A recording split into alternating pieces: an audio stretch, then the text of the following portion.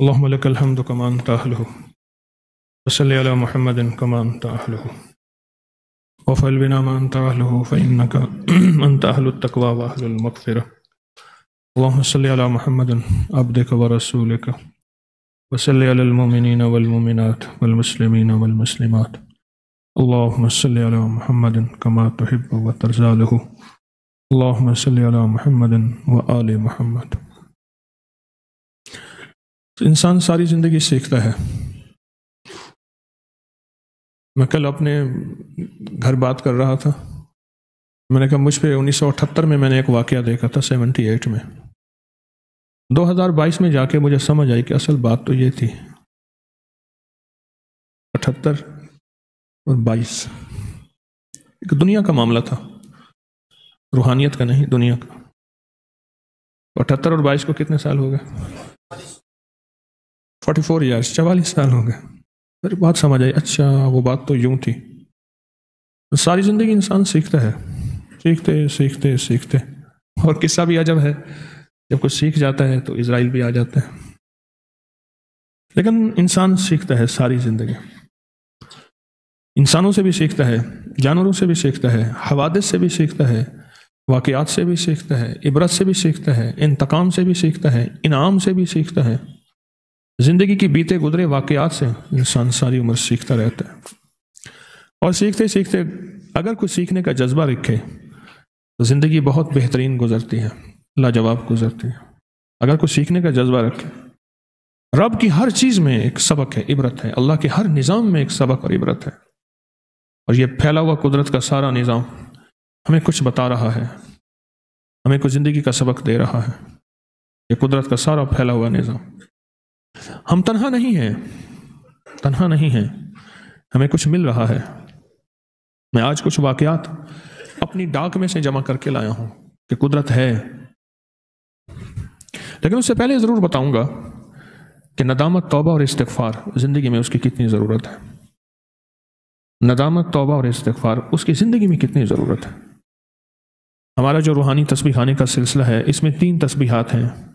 ایک تسبیح تیسرے کلمے کی، ایک درود پاک کی، ایک استغفار کی. کم از کم بندہ 3 تسبیحات صبح شام کرے تو اس میں استغفار کی کتنی طاقت ہے اور استغفار کی کتنی ضرورت ہے. اور استغفار ہماری زندگی میں کتنا اشد ضروری ہے، اشد ضروری ہے. استغفار ہماری زندگی میں کتنا اشد ضروری ہے. یہ نستغفرک ونتوب الیک، یہ استغفار ہے. استغفر اللہ، یہ استغفار ہے. رب اغفر وارحم وانت خیر الراحمین، یہ استغفار ہے. لا الہ الا انت سبحانک انی کنت من الظالمین، اسم اعظم بھی ہے، استغفار بھی ہے. استغفار ہے استغفر اللہ الذی لا الہ الا هو الحی القیوم واتوب الیہ. استغفار ہے استغفر اللہ ربی من کل ذنب واتوب الیہ. یہ سارے استغفار ہیں، لیکن اس کی زندگی میں ضرورت ہے. کیونکہ زندگی میں سب سے زیادہ بہترین شخص وہ ہوتا ہے جو اپنا جرم کا اعتراف کرتا ہے. بندے کے سامنے جرم کا اعتراف کریں، غلطی کا اعتراف کریں، یا سزا معاف ہو جاتی ہے یا کم ہو جاتی ہے. میرا اللہ کہتا ہے کہ جو میرے سامنے آ کے جرم کا اعتراف کرتا ہے اور تنہائیوں میں بیٹھ کے ندامت کے اور توبہ کے آنسو بہاتا ہے، اللہ کے ہاں اس بندے کی بہت قیمت ہے. بارش نہیں ہو رہی تھی، عیسیٰ علیہ السلام نے دعا مانگی تو حکم آیا کہ یہاں آپ کی محفل میں کچھ گناہگار ہیں جن کی وجہ سے ہماری رحمت روکی ہوئی ہے. تو آپ نے فرمایا سارے گناہگار علیحدہ ہو جائیں. سارے علیحدہ ہو گئے. ایک شخص تھا جو آنکھوں سے معذور تھا. ایک آنکھ تھی، ایک آنکھ نہیں تھی. ایک آنکھ تھی، ایک آنکھ نہیں تھی.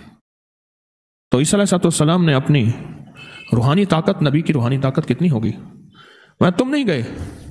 اس نے کہا جی اللہ کے غیر پہ میری نظر پڑی تھی، میں نے وہ آنکھ نکال دی تھی، اگر دوسری نظر پڑتی تو دوسری بھی نکال دیتا. عیسیٰ علیہ السلام رو پڑے، فرمایا تو بارش کے لیے دعا کر. اور اس نے ہاتھ اٹھائے اور اللہ کی شان بیان کی، اللہ کی صفات بیان کی، اور اللہ کی شان ایسی بیان کی کہ بس ابھی ہاتھ نیچے ہی آئے تھے، بادل آ گئے اور بارش برسنے لگی. توبۃ النصوح. ڈپٹی نذیر احمد دہلوی ایک بہت بڑے ناول نگار، افسانہ نگار، ان کی ایک تفسیر بھی ہے. انہوں نے ایک افسانہ بھی لکھا، اس کا نام تھا توبۃ النصوح. نصوح ایک نام کا بندہ تھا.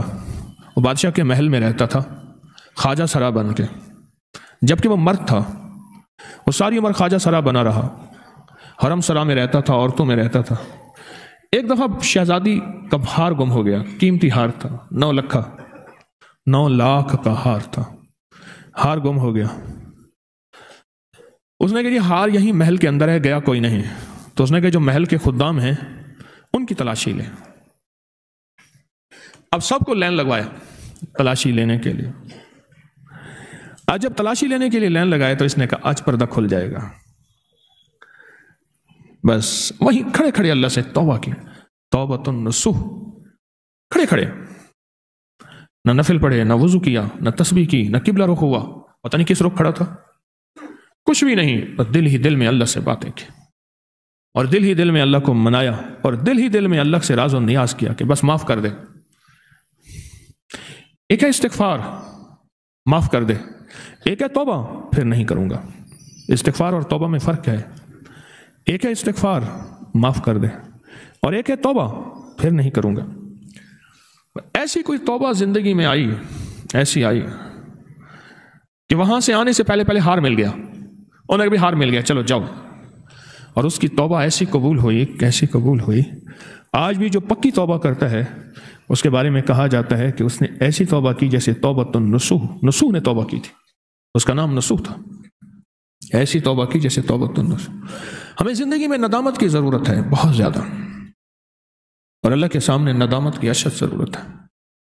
استغفار کرنے، ندامت کرنے والوں کا رزق وافر کر دیا جاتا ہے، استغفار اور ندامت کرنے والوں کی زندگی عمر بڑھا دی جاتی ہے، استغفار اور ندامت کرنے والے کی زندگی میں بخت کھول دیا جاتا ہے، استغفار اور ندامت کرنے والی کی زندگی کے نصیب اتنے بڑھ جاتے ہیں، اتنے وسیع ہو جاتے ہیں کہ نسل در نفر نسل فیض ملتا ہے۔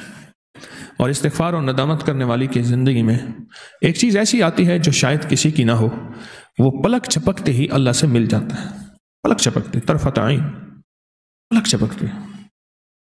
میرے رب کو ندامت پسند ہے، کیوں؟ اللہ کے پاس سب کچھ ہے، ندامت نہیں۔ اللہ کے پاس سب کچھ ہے، زاری نہیں ہے، سارا زور اللہ کے پاس ہے، سارا زور اللہ کے پاس ہے۔ ناز اللہ کے پاس ہے، بندے کے پاس نیاز ہے، ناز اللہ کے پاس ہے، بندے کے پاس کیا ہے؟ نیاز ہے۔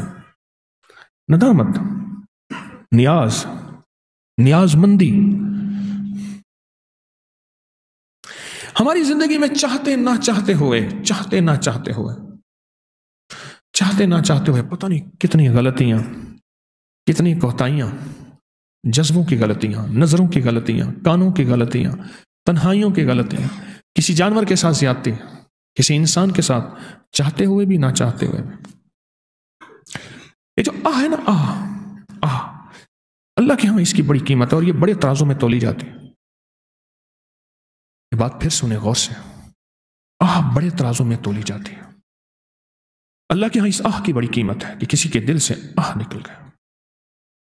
میں تو سارا دن ڈرتے زندگی گزارتا ہوں، سارا دن کانپتا ہوں، راستوں میں جاتے جاتے لوگ ملنا شروع کر دیتے ہیں، ہماری بات سن لیں، ہاتھ ملائے تو ہاتھ پکڑ لیا، گلے ملا لے، ہم دور سے آئے ہیں۔ میں تو سچ پوچھے سارا دن اسی سے ڈرتا ہوں، اور جو استغفار کرتا ہوں کہ سخی آقا تو جانتا ہے میری زندگی کے دن رات کیا مصروف ہے، تیرا امر ہے، اے اللہ میرے وقت میں اتنی برکت، اتنی وسعت دے دے، یہاں کوئی آنے والا سائل خالی نہ جائے، پردیسی خالی نہ جائے، منگتا خالی نہ جائے، مجبور خالی نہ جائے۔ اللہ تو اتنا وقت میں برکت دے دے، اتنے وقت میں برکت دے دے۔ زندگی میں کی بڑی قیمت ہے، کی بڑی قیمت ہے، بہت قیمت ہے کی۔ وہ جانور کی ہے، وہ بے زبان کی ہے، وہ انسان کی ہے، کی بڑی قیمت ہے۔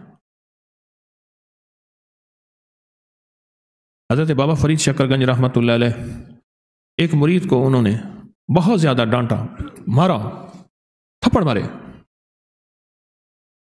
اور اس کو فرمایا نکل جا تو یہاں سے۔ اس کی غلطی بھی ایسی تھی، ناقابل معافی تھی، اور پھر غلطی ایک دفعہ نہیں تھی، غلطی پہ غلطی، غلطی پہ غلطی، غلطی پہ غلطی تھی، بہت زیادہ۔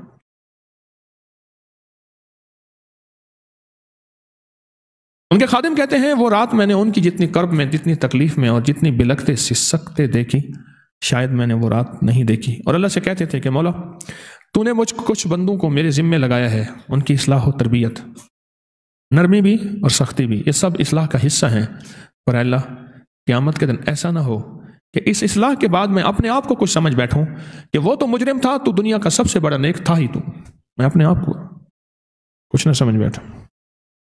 اور مثال دیتے تھے، بادشاہ کوئی خاص ملاقات کر رہا ہے کسی دوسرے ملک کے بادشاہ سے، اس نے کہا پردے گرا دو، کسی کو اندر آنے کی اجازت نہیں ہے، کوئی بھی آئے اس کو اندر نہیں آنے دینا، کوئی بھی اندر نہیں آنے دینا۔ بادشاہ جو ہے، شہزادہ آ گیا، اب شہزادہ خادم کے سامنے، شہزادہ ہے، خادم کی کیا حیثیت ہے؟ پر شہزادے نے خادم نے شہزادے کو بھی روک دیا کہ بادشاہ کا حکم ہے، آپ اندر نہیں جا سکتے، اور شہزادہ بھی اس لیے روکا کہ بادشاہ کا حکم ہے، ورنہ اس غلام کی کیا حیثیت ہے؟ فرمانے لگے جب میں اپنی کسی مرید کی اصلاح کرتا ہوں اس وقت میری حیثیت غلام کی ہوتی ہے اور وہ شہزادہ ہوتا ہے، لیکن اس وقت حکم یہی ہے کہ اس کی اصلاح ہو۔ میری آپ کی زندگی میں ندامت کو بہت زیادہ دخل ہے، ندامت، اور ندامت سے دنیا میں ولایت کے تاجدار بنتے دیکھے، دنیا میں ولایت کے تاجدار ندامت کی وجہ سے بنتے دیکھے، ایسے ولایت کے تاجدار جو بظاہر کوئی بہت بڑی عبادتیں نہیں کی، انہوں نے اپنی زندگی کو ندامت میں سمایا، بس غلطی ہوئی جانے میں انجانے میں۔ ایک بات میں اکثر عرض کیا کرتا ہوں، آج کی محفل میں ضرور عرض کروں گا، اس پہ بھی ضرور توجہ کریں گے آپ، وہ یہ عرض کرتا رہتا ہوں، بعض اوقات کرتا کون ہے بھرتا کون ہے۔ استغفار اور توبہ کرتے ہوئے اپنی گزشتہ نسلیں گزشتہ بڑے جو اس دنیا سے چلے گئے، ان کا تذکرہ، ان کا احساس، ان کا تصور، ان کا خیال ضرور کریں کہ میرے خاندان میں کوئی ایسا شخص تھا جس نے حق کھایا، ظلم کیا، زیادتی کی، کسی کو مظلوم بنا دیا، وہ ظالم ہو گیا، مجھے خبر نہیں ہے، اور اس مظلوم کی بد دعا میری نسلوں کا تعاقب کر رہی ہے اور پیچھا کر رہی ہے، اور مختلف شکلوں میں میری نسلوں میں عذاب آ رہا ہے۔ کبھی مال زیادہ ہوتا ہے، یوں کہا کبھی ناراض ہو کے لقمے نہیں چھینتا، سجدے چھین لیتا ہے، سجدے چھین لیتا ہے، سجدے چھین لیتا ہے۔ اس دن ایک خاتون بیٹھی تھی کہ میں تسبیح خانے آئی، آج سے 10-12 سال پہلے میری شادی ہوئی، اور ایک ایسے گھر میں شادی ہوئی جن کی نسل در نسل میں یہ گناہ ہیں، وہ کبیرہ گناہ تھے، بہت بڑے گناہ تھے، کہا ان کے ہاں یہ گناہ نہیں ہے، یہ رواج ہے، اور پھر ان کا دادا ایسے تھا، ان کا پردادا ایسے تھا، کہہ رہے 2-4 نسلوں کے تذکرے تو میں نے بھی سنے، اب بھی ان کا باپ ایسا ہے، بیٹے ایسے ہیں اس گھر کے اندر، اور میری تربیت تھی تسبیح خانے کی نسبت کے ساتھ، اور میں آج تک 10-12 سال سے اس گھر میں آج تک سنبھل نہیں پائی، میں کیا کروں؟ طلاق لے لوں؟ میں نے کہا نہیں، پھر کیا کروں؟ میں نے کہا ان کی ہدایت کا تو ذریعہ بن جا، اس کے لیے تجھے بڑا صبر کرنا پڑے گا، بڑا حوصلہ لانا پڑے گا، اور بہت زیادہ صبر، حوصلہ، اور بہت زیادہ، تو ان کی ہدایت کا ذریعہ بن جا۔ ہمیں تو جانوروں سے ڈر لگتا ہے، ہمیں تو انسانوں سے ڈر لگتا ہے۔ میں سن 2000 تک، 2002، 3، 4 تک غالباً اسلام آباد میں ملاقاتیں کرتا تھا لوگوں سے، وقت مقرر تھا، جگہ بھی تھی۔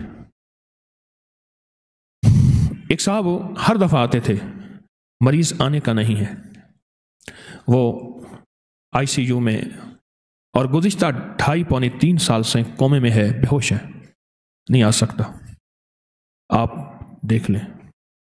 میں گیا تو مریض کو دیکھا تو بالکل بے ہوش پڑا ہوا ہے، بہت بڑے اپنے شعبے کے بڑے تھے وہ شخص، ملک بھر کے بڑے لوگوں میں ان کا شمار ہوتا تھا۔ میں نے دیکھا نا، اسے کہنے لگے، کوئی کہتا ہے جادو ہے، کوئی کہتا ہے مرض ہے۔ 2.5 سال سے خاتون پڑی ہے، اس کو ہوش نہیں آیا، نہ زندہ ہوتی ہے نہ مرتی ہے۔ اللہ کی طرف سے میرے دل میں کچھ، اللہ نے چھوٹا موٹا جو اپنے علم میں سے علم کا ذرا عطا کیا ہے، اللہ کے پاس تو علم کے خزانے ہیں۔ میں نے کہا اس کے لیے استغفار کریں، اور ایک پوری کی پوری ٹیم بٹھائیں کوئی مخلصین کی ہو جو استغفار کرے اس کے لیے، اور استغفار یہ کرے کہ اللہ تو اس کی روح اپنے پاس لے لے اور اس کو موت دے دے، بس استغفار کریں۔ اسے کہنے لگے موت؟ میں نے کہا سچ تو یہی ہے جو میری سمجھ میں آئی ہے، میں اپنی سمجھ کا دعویٰ نہیں کرتا۔ کچھ عرصے کے بعد وہاں کی ایک خاتون آئی، نرس، ریٹائر ہونے کے قریب تھی، تسبیح خانے سے اس کی نسبت، کہ پتہ چلا کہ حضرت آپ آئے تھے وہاں، مجھے پتہ چلا میری ڈیوٹی فلاں ٹائم کی تھی، آپ فلاں وقت میں آئے تھے، میں دن کو گیا تھا، اس کی نائٹ کی ڈیوٹی تھی، رات کی۔ میں نے پوچھا کیا ہے؟ مجھے تو وہ خاتون کسی پکڑ میں نظر آئی ہے۔ مجھے کہنے لگی حضرت ہم بول نہیں سکتے، بڑے لوگ ہیں۔ اس کی ایک ملازمہ،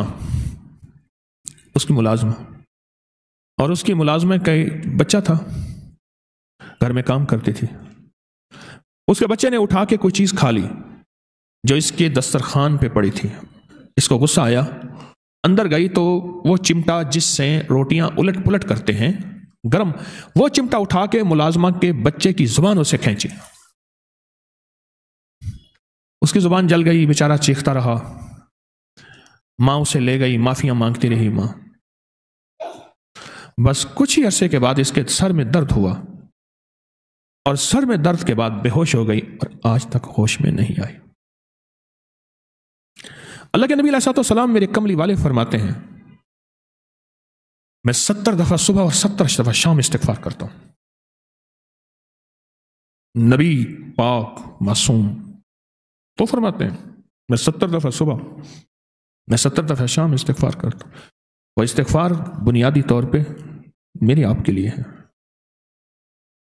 وہ استغفار بنیادی طور پہ میرے آپ کے لیے ہے، مجھے بتانا ہے، آپ کو بتانا ہے، امت کے لیے کرنا ہے۔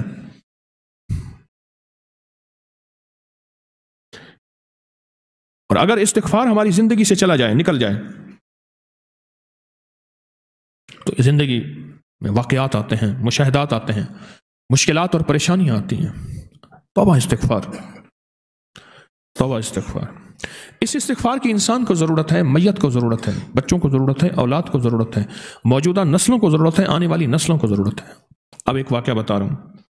ایک خاتون کی ان کے گھر ایک بلی آ کر دودھ میں منہ مار دیتی تھی، یا پھر کبھی دودھ پی جاتی تھی۔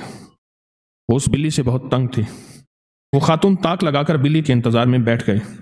رات کو جو ہی بلی دودھ کے برتن کے پاس جانے لگی، خاتون نے بلی کو دم سے پکڑ کر گھما کر دیوار سے مارا، اس کی ایک دردناک چیخ نکلی اور وہ بلی وہیں مر گئی۔ اگلے دن وہ خاتون کسی کام سے گھر سے باہر گئی، سڑک پار کرتے ہوئے تانگے کا بم، جس لکڑی سے گھوڑا جویا جاتا ہے، بانسیں ہوتی نا، اس عورت کے سینے کے آر پار ہو گیا، پسلیوں کو توڑتا ہوا، اور وہ وہیں دم توڑ گئے۔ ایک گھرانے نے نیا گھر خریدا، اس گھر کے صحن میں گھنا جامن کا درخت تھا، پرندوں کے گھونسلے تھے، پرندے پھل بھی کھاتے تھے اور ان کی بیٹھیں بھی ہوتی تھی۔ انہوں نے درخت جڑ سے کٹوا دیا، صحن میں پتوں کا گند بھی ہوتا تھا۔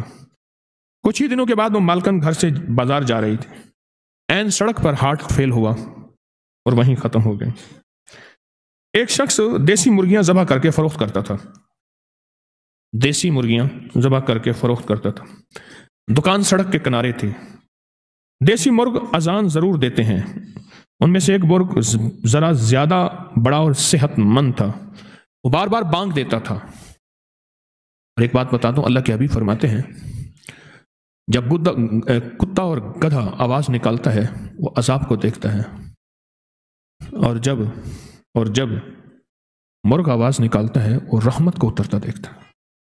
اس لیے فرمایا جو دعا مسجد میں داخل ہونے کی ہے، اللہم انی اسألک من فضلک، وہی دعا مرغ جب بانگ دے دن کے کسی وقت بھی، وہی دعا اس کے لیے بھی ہے۔ اللہم انی اسألک من، اے اللہ میں تجھ سے سوال کرتا ہوں تیرے فضل کا، عدل کا نہیں، بس عدل کا نہیں، تیرے فضل کا سوال کرتا ہوں، تیری عنایت اور عطا کا سوال کرتا ہوں، تیری شفقت اور بخشش کا سوال کرتا ہوں، تیرے رحم اور کرم کا سوال کرتا ہوں، عدل کا نہیں۔ اللہم انی اسألک من فضلک۔ اور ایک روایت یہاں تک ہے، مفہوم ہے، وہ لمحے جن لمحوں میں دعائیں قبول ہوتی ہیں ان میں ایک لمحہ وہ بھی ہے جب مرغ بانگ دیتا ہے، اور میں جس نے دعائیں قبول کرانی ہوں جب مرغ بانگ دے اس وقت دعائیں مانگے، دعائیں قبول ہوتی ہیں۔ تو کہا کہ ایک مرغ بار بار بانگ دیتا تھا، دکاندار پنجرے کا تالا کھول کر وہی تالا اس مرغ کے سر پر مارتا جس سے مرغ چکرا کر گر پڑتا، کچھ دیر بانگ نہ دیتا۔ یہ عمل دن میں کئی بار دہرایا جاتا۔ ایک دن وہی دکاندار ایک مرغی ذبح کرنے لگا، اچانک وہ مرغی ہاتھ سے نکلی، سڑک پر بھاگی، دکاندار مرغی پکڑنے سڑک پر پہنچا، ٹرک آیا، دکاندار سڑک کے نیچے آیا، وہیں دم توڑ گیا۔ اگلا واقعہ کئی سال پہلے کی بات ہے کہ ایک نیم سرکاری محکمے میں ایک آفیسر دوسرے شہر سے تبدیل ہو کر ہمارے شہر میں آیا۔ جس جگہ اس کا دفتر تھا وہاں بے شمار درخت، پرندے، گھونسلے موجود تھے، اور انہوں نے تنے میں قدرتی سوراخ بنا رکھا تھا، اور اس میں گلہریوں کے بچے دیے ہوئے تھے۔ طوطوں نے بھی انہی کھو میں اپنے گھونسلے بنائے ہوئے تھے۔ اس شخص نے اپنے کچھ دوسرے ساتھیوں کے ساتھ مل کر درخت کاٹ کر بیچنے کا فیصلہ کیا۔ گرمی کا موسم تھا، جانور پرندوں کے انڈے بچوں کا دور تھا۔ انہوں نے وہ درخت ایک ایک کر کے کاٹنے شروع کر دیے اور کچھ ہی دنوں میں سارے درخت صاف کر دیے۔ جب بھی کوئی درخت گرایا جاتا اس میں موجود پرندے جن کا اس درخت میں گھونسلہ تھا گرے ہوئے درخت کے اوپر مسلسل چکر کاٹتے اور اپنی بولی میں شور مچاتے۔ آخر تمام درخت گرا دیے گئے، راتوں رات درخت غائب ہو گئے۔ یہ درخت بیچ کر جو پیسوں کا حصہ اس افسر کے حصے میں آیا وہ اپنی بیوی بچوں کو لے کر سیر میں گیا اپنی گاڑی میں دوسرے شہر۔ جب وہ موٹر وے پر پہنچے تو عین سڑک پر گاڑی میں اس شخص کی طبیعت خراب ہوئی۔ بیوی بچوں نے موٹر وے پولیس کو فون کیا، لیکن مدد پہنچنے سے پہلے اس کا ہارٹ فیل اور وہ دنیا چھوڑ کر چلا گیا۔ اس کے بچے بے یار و مددگار اپنے رشتہ داروں کی مدد کے لیے فون کرتے رہے۔ ایک خاتون کے گھر میں ایک بلی کا آنا جانا تھا۔ وہ خاتون اس کی اچھی خاصی خدمت کرتی تھی، یعنی اس کے کھانے پینے کا خیال رکھتی تھی۔ اس کے 2 چھوٹے چھوٹے بچے تھے۔ رمضان کی 27ویں رات تھی۔ وہ خاتون رات کو عبادت کے لیے جلدی کام سمیٹ کر وضو بنا کر عبادت کے لیے تیار ہوئی۔ وہ بلی آ گئی۔ اس کے آنے کا راستہ صحن میں سیڑھیوں کے ذریعے تھا۔ اس خاتون نے کہا پہلے میں بلی سے فارغ ہو جاؤں، نماز شروع کر لی تو یہ بھوکھی رہ جائے گی۔ انہوں نے سیڑھیوں میں رکھی پلیٹ میں بلی کے لیے گوشت کے ٹکڑے، پیالی میں دودھ ڈال دیا۔ وہ اچھی طرح پیٹ بھرے۔ خاتون کھانا ڈال کر مڑی ہی تھی، ایک دم کھڑے غنودگی سی ہوئی۔ آسمان سے اپنے اوپر نور برستا نظر آیا اور چند لمحوں کی یہ کیفیت اس کے بعد ختم ہوئی اور وہ خاتون نور میں نہا گئی۔ میرے ایک ساتھی، ہماری جو ابکری رسالہ چھپتا ہے اس کے لیے کاغذ جو ہے وہ بڑی بڑی ریلیں ہوتی ہیں، اس کو کرین اٹھاتی ہے اور وہ بڑے بڑے آروں میں کٹتا ہے۔ کاغذ کے بڑے بڑے رول ہوتے ہیں اور بڑے بڑے آروں میں کٹتا ہے۔ وہ کھڑا تھا، کٹوا رہا تھا۔ آرا اس کے اندر جو ہوتی ہے وہ کیا بلیڈ، وہ ٹوٹا اور سیدھا اس کے سر پہ آیا۔ ایسے ہٹا، تھوڑا سا پاؤں پہ نشان لگا کے چلا گیا، تھوڑا سا ایسے نشان لگا کے چلا گیا۔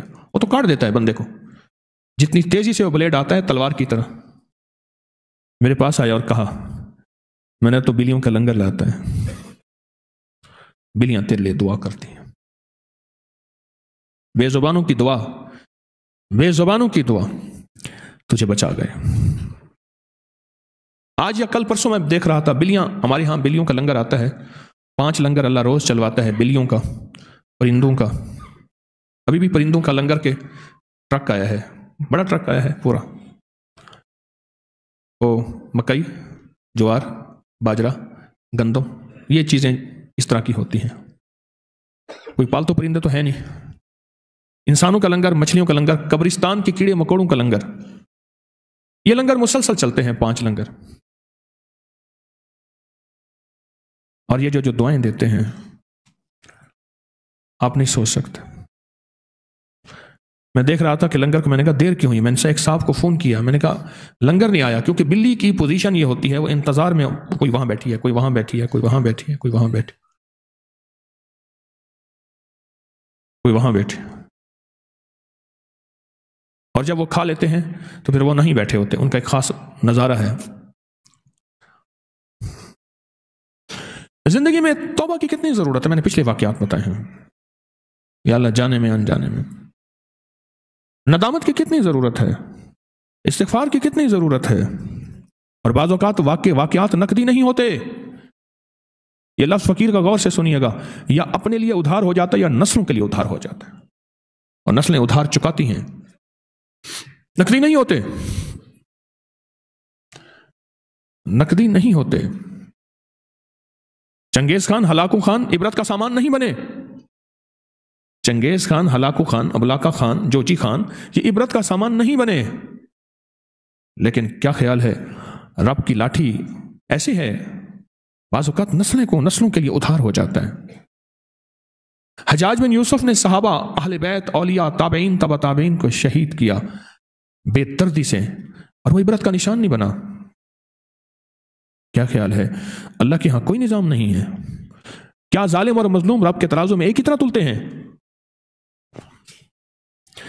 ندامت کی اشد ضرورت ہے, اپنے لیے, اپنے پچھلوں کے لیے, اپنے بڑوں کے لیے ندامت کی ضرورت ہے. کوئی لمحہ ایسا ہو اور رات کو جب نیند کھلے نا, اس وقت ندامت, استغفار کہ مولا میں ہمیشہ کی نیند نہ سو جاؤں, اس سے پہلے تجھے منا کے جاؤں, تجھ سے معاملہ ٹھیک کر کے جاؤں.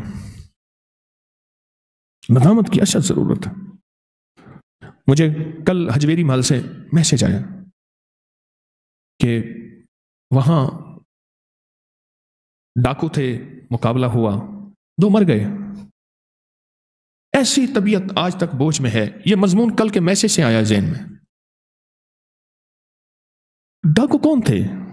مانے جنا تھا, کلمہ پڑھنے والے تھے, اللہ کے حبیب کملی والے کے غلام تھے, لیکن عمل کی وجہ سے ان کو لفظ لوگ ڈاکو کہہ رہے ہیں, لٹیرے کہہ رہے ہیں. گولیاں لگیں 2 وہیں مر گئے. لکھا تھا کہ حجویری محل جاتے ہوئے ہمارے بائیں طرف جو بٹھا آتا ہے اس کے ساتھ وہیں مر گئے. ایسی طبیعت پہ بوجھ ہے. یا اللہ کیا کرتے مرے, اللہ تجھے کیا جواب دیں گے, کیا جواب دیں گے. مجھے اطلاع آئی کہ حویلی فائرنگ ہوئی, حویلی پہ. کیسے؟ انہوں نے کہا آپس میں دشمنی تھی, بندے جیل کاٹ کے آ رہے تھے, ان کے جو مخالف تھے وہ پہلے سے تیار تھے, ان کو لانے والے وہ ان پہ ایسی گولیاں برسائیں وہیں ختم ہو گئے.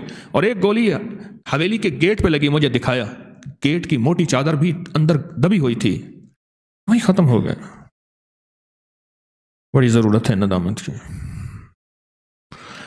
کئی نسلیں حساب نہ دیں, کئی نسلیں جواب نہ دیں. بڑی ضرورت ہے ندامت کی. کئی نسلیں حساب نہ دیں, کئی نسلیں جواب نہ دیں, کئی نسلوں کو یہ پانی نہ بھرنا پڑے, جواب نہ دینا پڑے. نستغفرک و نتوب الیک. استغفر اللہ العظیم. اللہ میں اتنا بڑا استغفار کرتا ہوں, عظیم سے عظیم تر استغفار کرتا ہوں, بس اپنے انتقام سے بچا دے, اپنے غصے سے بچا دے, اپنی پکڑ ان بطش ربک لشدید سے بچا دے, مجھے بھی اور میری نسلوں کو بھی. اگر میں پکڑ میں ہوں کسی نہ کسی شکل میں, میرے کسی بڑے نے کوئی ایسا جرم کیا تھا, معافی کا کوئی دروازہ کھول دے, ان کو قبروں میں معاف کر دے, مجھے دنیا میں معاف کر دے. معافی کا کوئی دروازہ کھول دے,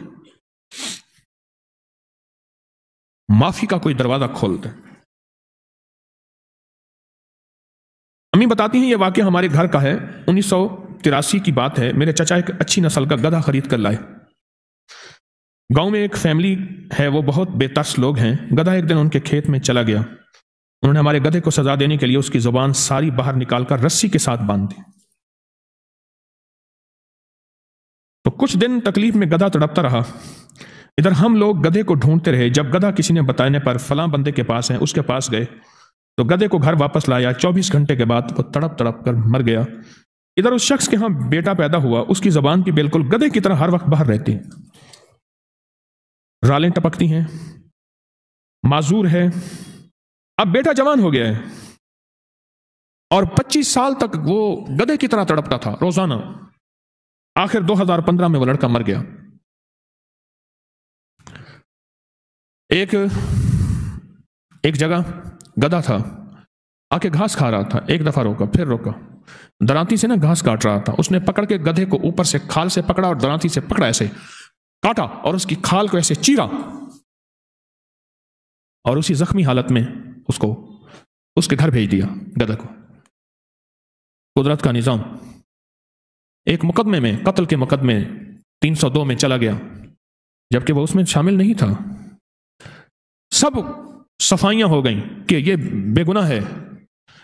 جج جب فیصلہ سنانے بیٹھا، بری کر دوں یا سزائے موت دے دوں، سامنے ایک خوفناک گدھا آتا تھا اور منہ کھول کے کہتا تھا اگر تو نے اس کو بری کیا تجھے کھا جاؤں گا۔ جج پھر پیشی دے دیتا تھا، اگلی پیشی آؤ، اگلی پیشی میں پھر آخر ایک دفعہ جج نے پوچھا ٹھیک ہے تو نے جرم نہیں کیا، کوئی ایسا جرم بتا جو تجھے یاد ہو۔ سوچتے سوچتے کہنے لگا کچھ نہیں۔ تو کہا کوئی گدھے کے ساتھ زیادتی کرے؟ ہاں، ایسے گدھا تھا اور درانتی سے میں نے اس کو چیر دیا تھا۔ کہا وہ گدھا میرے سامنے آتا ہے، جج کہتا ہے، اس سے کہا میرے سامنے آتا ہے اور کہتے اگر تو نے اس کو چھوڑ دیا میں تجھے کھا جاؤں گا، چیر دوں گا، جا، سزائے موت ہے۔ اس کو تختہ دار پہ لٹکا دو، اور لٹکا دیا گیا۔ جج کہتے ہیں مجھے گدھا کھاتا ہے، میں بے بس ہوں۔ نستغفرک و نتوب الیک۔ یہ شب برات آ رہی ہے انہی فیصلوں کو کرانے کے لیے، اسی زندگی کے نظام کو بدلنے کے لیے۔ یہ ہر جمعرات شب جمعہ آتی ہے اور ہر روز رات آتی ہے انہی فیصلوں کو بدلوانے کے لیے کہ مولا میرے لیے کیا فیصلے، اور ایسے فیصلے جو میری زندگی میں میری نسلوں کو چاٹ جائیں، کھا جائیں، برباد کر جائیں، اور میری زندگی کا سکھ سکوں۔ بہت بڑا ذمہ دار تھا، مرسڈیز گاڑی تھی۔ سانپ نکلا، اس نے کہا سانپ کو یہیں باندھو، پکڑو، یہیں ارد گرد اس کی لکڑیاں لگائیں، لکڑیاں لگا کے لکڑیوں کو آگ لگا دی۔ سانپ ادھر جائے تو آگ لگے، ادھر جائے تو آگ لگے، تڑپے، اور تڑپتے تڑپتے سانپ مر گیا۔ قدرت کا نظام ہے، جا رہا تھا، اچانک انجن پھٹا، آگ لگی، گاڑی کے لاک نہ کھلے، گاڑی کے اندر جل کے مر گیا۔ اس لیے آقا نے فرمایا سانپ کو مارو، اذیت دے کے نہ مارنا۔ جانور کو ذبح کرنا تو خیال کرنا تیز چھری ہو، اور ذبح کرتے ہوئے ایک خیال کرنا ایک جانور کو دوسرے جانور سے چھپا کے کرنا، اس کو اذیت نہ پہنچے۔ ہماری لفظوں میں ندامت، ہمارے حرفوں میں ندامت، ہمارے لہجوں میں ندامت۔ ہمیں استغفار کی ضرورت ہے، صبح بھی، شام بھی، پل پل بھی، سانس سانس بھی۔ اور میں استغفار کرنے والا، قرآن میں کہتا انہ کان قل فقل تستغفر ربکم انہ کان غفارا یرسل السماء مدرارا۔ آؤ استغفار کرو، میں بڑا غفور ہوں، کریم ہوں۔ سب سے پہلے تم پہ بارشیں برسا دوں گا، اور یہ بارشوں سے مراد صرف پانی نہیں، دولت، رزق، بیٹے، نعمتیں، عزتیں، صحت، تاج، تخت۔ ہاں، اب اور پھر فرمایا اموال اور بنین، مال بھی دوں گا، بیٹے بھی دوں گا استغفار کے بعد۔ ہاں، اموال، مال سے بڑا اموال، خزانہ نہیں، خزانے، اور بیٹے دوں گا استغفار کے بعد، اور نہریں بہا دوں گا۔ تم تھوڑی بات کیا کرتے ہو، میں نہریں بہا دوں گا۔ نعمتوں کی نعمتیں ہیں، آگے کون سی نعمت ہے؟ ہاں، اور جنت، دنیا بھی جنت اور آخرت بھی جنت۔ استغفار پہ، صرف ندامت پہ، دن کے کسی لمحے، رات کے کسی لمحے کچھ دیر بیٹھ کے اس کے سامنے توبہ اور استغفار، توبہ اور استغفار، توبہ اور استغفار، اور ایسی توبہ استغفار، ایسی توبہ استغفار جس توبہ استغفار میں، اس توبہ استغفار میں اللہ راضی ہو جائے۔ اب ایک اور نقشہ دکھاتا ہوں میں آپ کو۔ آج لوگوں کی باتیں آپ سے، لوگوں کی باتیں ہیں آپ کو، لوگوں کی باتیں لکھی ہوئی لوٹا رہا ہوں، تجربے، مشاہدے جو میرے پاس امانت پہنچتے ہیں۔ اب ایک اور چیز سنیں، اللہ تعالیٰ آپ کو، آپ کے سارے خاندان کے لوگوں کو بغیر حساب جنت میں داخل فرمائے، آمین۔ آپ کی وجہ سے مخلوق کو فائدہ ہو رہا، آپ کے خاندان کو اللہ لمبی عمر عطا فرمائے۔ میں پرائیویٹ جاب کرتا ہوں، میرا روزانہ کا سفر 30 سے 35 کلومیٹر موٹر سائیکل پر ہے۔ آپ سے سنا تھا دوسروں کی خیر خواہی کرنے والے کی اللہ پہلے خیر کرتا ہے۔ راستے میں اگر کوئی کیل وغیرہ پڑا ہو نظر آئے تو میں بائک سے اتر کر کیل اٹھا کر ایک سائڈ پہ پھینک دیتا ہوں، کسی کی بائک پنکچر نہ ہو جائے۔ ایسا کرنے سے یہ فائدہ ہوا کہ میری بائک کئی ماہ، شکر الحمدللہ، پنچر نہیں ہوتی، کئی ماہ۔ میرے دل میں خیر خواہی کا جذبہ ہے، اور اس خیر خواہی کے جذبے میں اللہ میرا کام بنا دیتا ہے۔ آپ کو میں مختلف نقشے دکھا رہا ہوں۔ بلی کے ساتھ خیر خواہی کا جذبہ کیا، بلی کے ساتھ، اور اس خیر خواہی کے جذبے میں اللہ نے کیا دیا؟ اور ایک جانور کے ساتھ خیر خائی کا جذبہ نہیں کیا. ایک جانور کے ساتھ.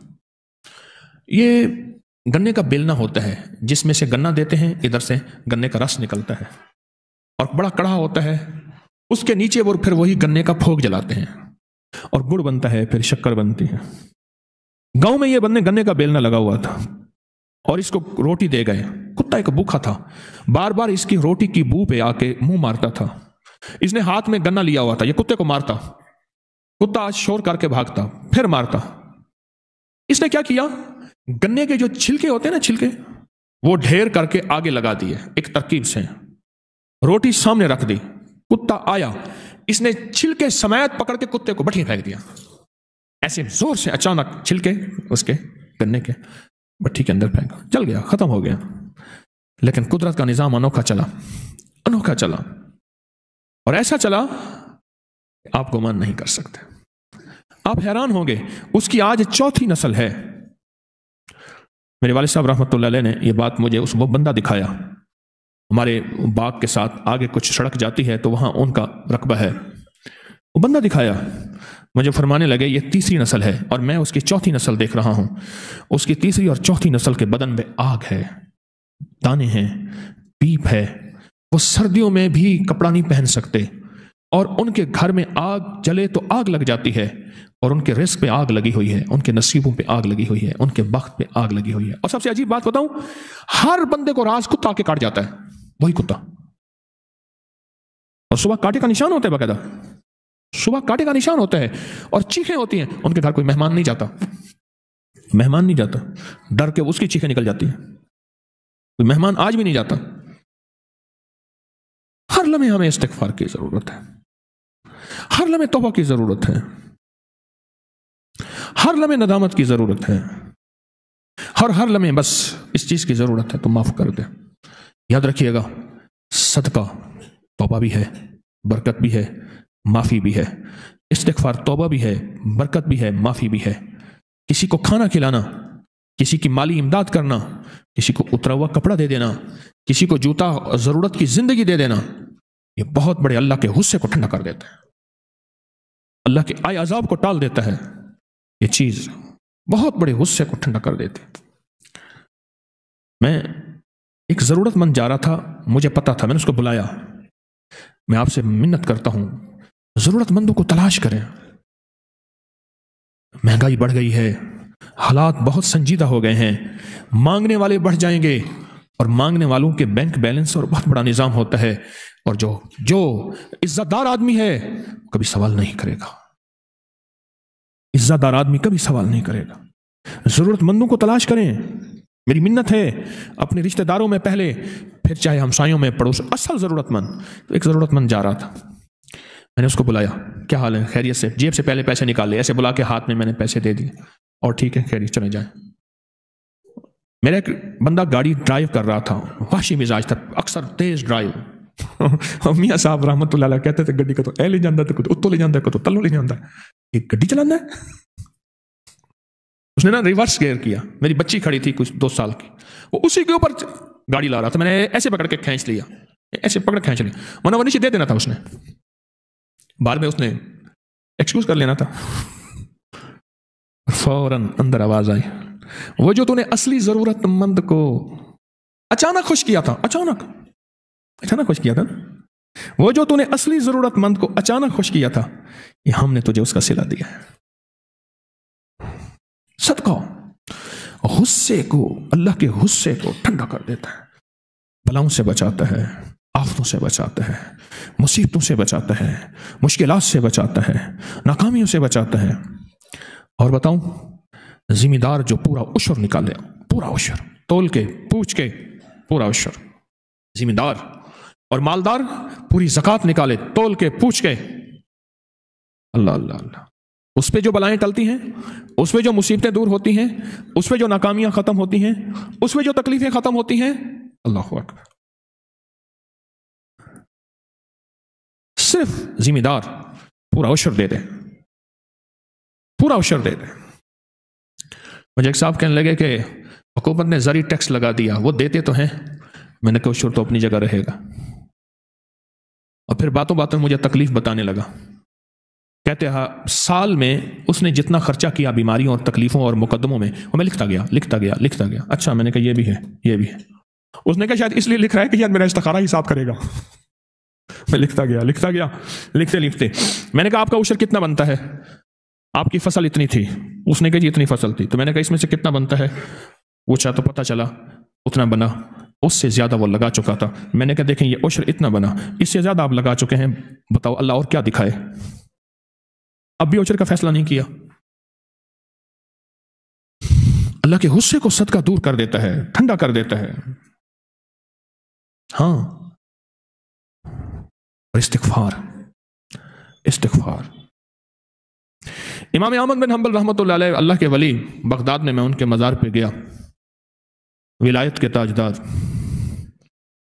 ایک جگہ گئے تو ایک بندے نے ایک مسجد میں قیام کرنا چاہا، تو اس نے کہا بھائی یہاں سے نکلو، رات کو ہم پردیسیوں کو نہیں رہنے دیتے، چلو نکل جاؤ.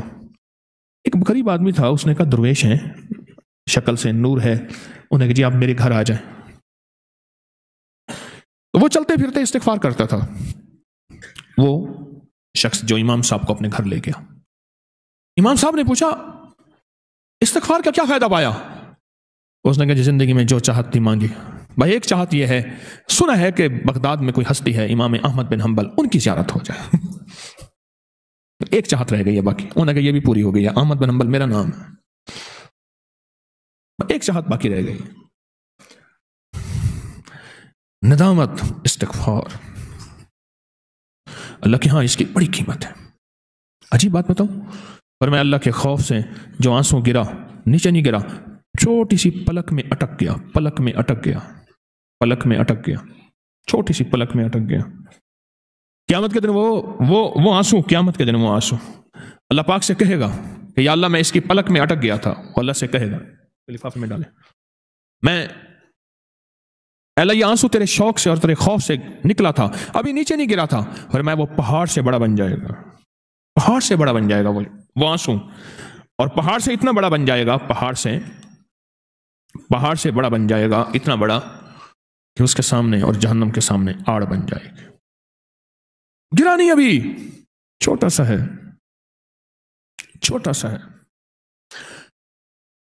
ہے. یہ رجب کا مہینہ جو آ رہا ہے نا، رجب کا مہینہ آ نہیں رہا بلکہ ہے، معذرت ہے، آج رجب کی 10 ہے، 11 کی رات ہے. فرمایا کہ جو شخص رجب کے پہلے عشرے میں روزانہ 100 بار سبحان اللہ الحی القیوم، 100 بار کیا پڑھے گا؟ اور دوسرے عشرے میں روزانہ پڑھے گا 100 بار سبحان اللہ الاحد الصمد، سبحان اللہ الاحد الصمد، صرف 100 بار دوسرے عشرے میں روزانہ ایک تسبیح. اور تیسرے عشرے میں پڑھے گا 100 بار سبحان اللہ الرعوف، سبحان اللہ الرعوف. تو میں اس کو اس قدر ثواب ملے گا. بیان کرنے والے اگر بیان بھی کریں گے تو اس کے ثواب کو ہرگز نہیں پہنچ سکیں گے. اور آقا نے فرمایا جنت میں ایک محل ہے، اس میں سوائے رجب میں روزہ رکھنے والے کے کوئی داخل نہیں ہوگا. اور آپ نے فرمایا جنت میں ایک نہر ہے، اس نہر کا نام رجب ہے، اس کا پانی دودھ سے زیادہ سفید ہے، اور برف سے زیادہ ٹھنڈا ہے، اور شہد سے زیادہ میٹھا ہے، اور جو رجب میں چاہے ایک روزہ بھی رکھ لے اللہ اس نہر کا پانی اسے پلائے گا. یہ غصے کو ٹھنڈا کرنے والی چیزیں بتا رہا ہوں. ابو درداء رضی اللہ تعالیٰ عنہ، نبی کریم صلی اللہ تعالیٰ علیہ وسلم کا ارشاد، جو رجب میں ایک روزہ رکھے اور اس نے اپنی تمام عمر روزے رکھے، چاہے تمام عمر روزے رکھے اور شب بیداری کرے، اللہ کی عبادت گزاری، اگر اس نے رجب میں ایک روزہ رکھ لیا آسمان سے ندا کی جاتی ہے، اے اللہ کے ولی، امت عظمیٰ کی خوشخبری سن، موت کے وقت اس کو شربت پلایا جائے گا، جنت کا شربت پلایا جائے گا. وہ سیراب مرے گا، قبر میں سیراب حاصل ہوگا اور اس سے سیراب نکلے گا، قبر کی پیاس سختی سے بچ جائے گا، موت کی پیاس اور سختی سے بچ جائے گا. اور یہ فرمایا یہ کرامت صرف آقا کی امت کو ملی ہے. حضرت صوبان فرماتے ہیں ایک دفعہ آقا چند قبروں پر سے گزرے، رو دیے. صوبان نے پوچھا تو آپ نے فرمایا میں نے اللہ سے دعا کی کہ ان کے عذاب میں تخفیف ہو جائے. اور صوبان اگر یہ لوگ رجب کا ایک روزہ بھی رکھ لیتے اور ایک رات عبادت کر لیتے ان پر کبھی عذاب نہ ہوتا. اور ایک رات سے مراد صرف رات نہیں ہے، ساری رات یہ ابھی عبادت کر رہے ہیں. ہاں یہ نہیں ہے ساری رات، شام ڈھلتے ہی مغرب کے بعد رات ہو جاتی ہے، ہو جاتی ہے رات کا کچھ حصہ. ابھی آج جیسے شب جمعہ میں ہے، رجب میں آج عبادت کر رہے ہیں، آپ کو خوش قسمتی ہو، مبارک ہو، عبادت کر رہے ہیں. ابھی مغرب پڑھی، ابھی ہم ذکر کریں گے، عبادت کریں گے، اللہ کا ذکر کریں گے، پھر عشاء پڑھیں گے، دعا مانگیں گے. یہی تو عبادت ہے. میں کہ اگر یہ لوگ رجب میں ایک روزہ بھی رکھ لیتے اور عبادت کر لیتے کسی رات کی، ایک رات کی، تو ان پر عذاب نہ ہوتا. میں نے عرض کیا یا رسول اللہ صلی اللہ علیہ وسلم، کیا صرف ایک روزہ اور ایک رات کی شب بیداری سے عذاب قبر نہ ہوگا؟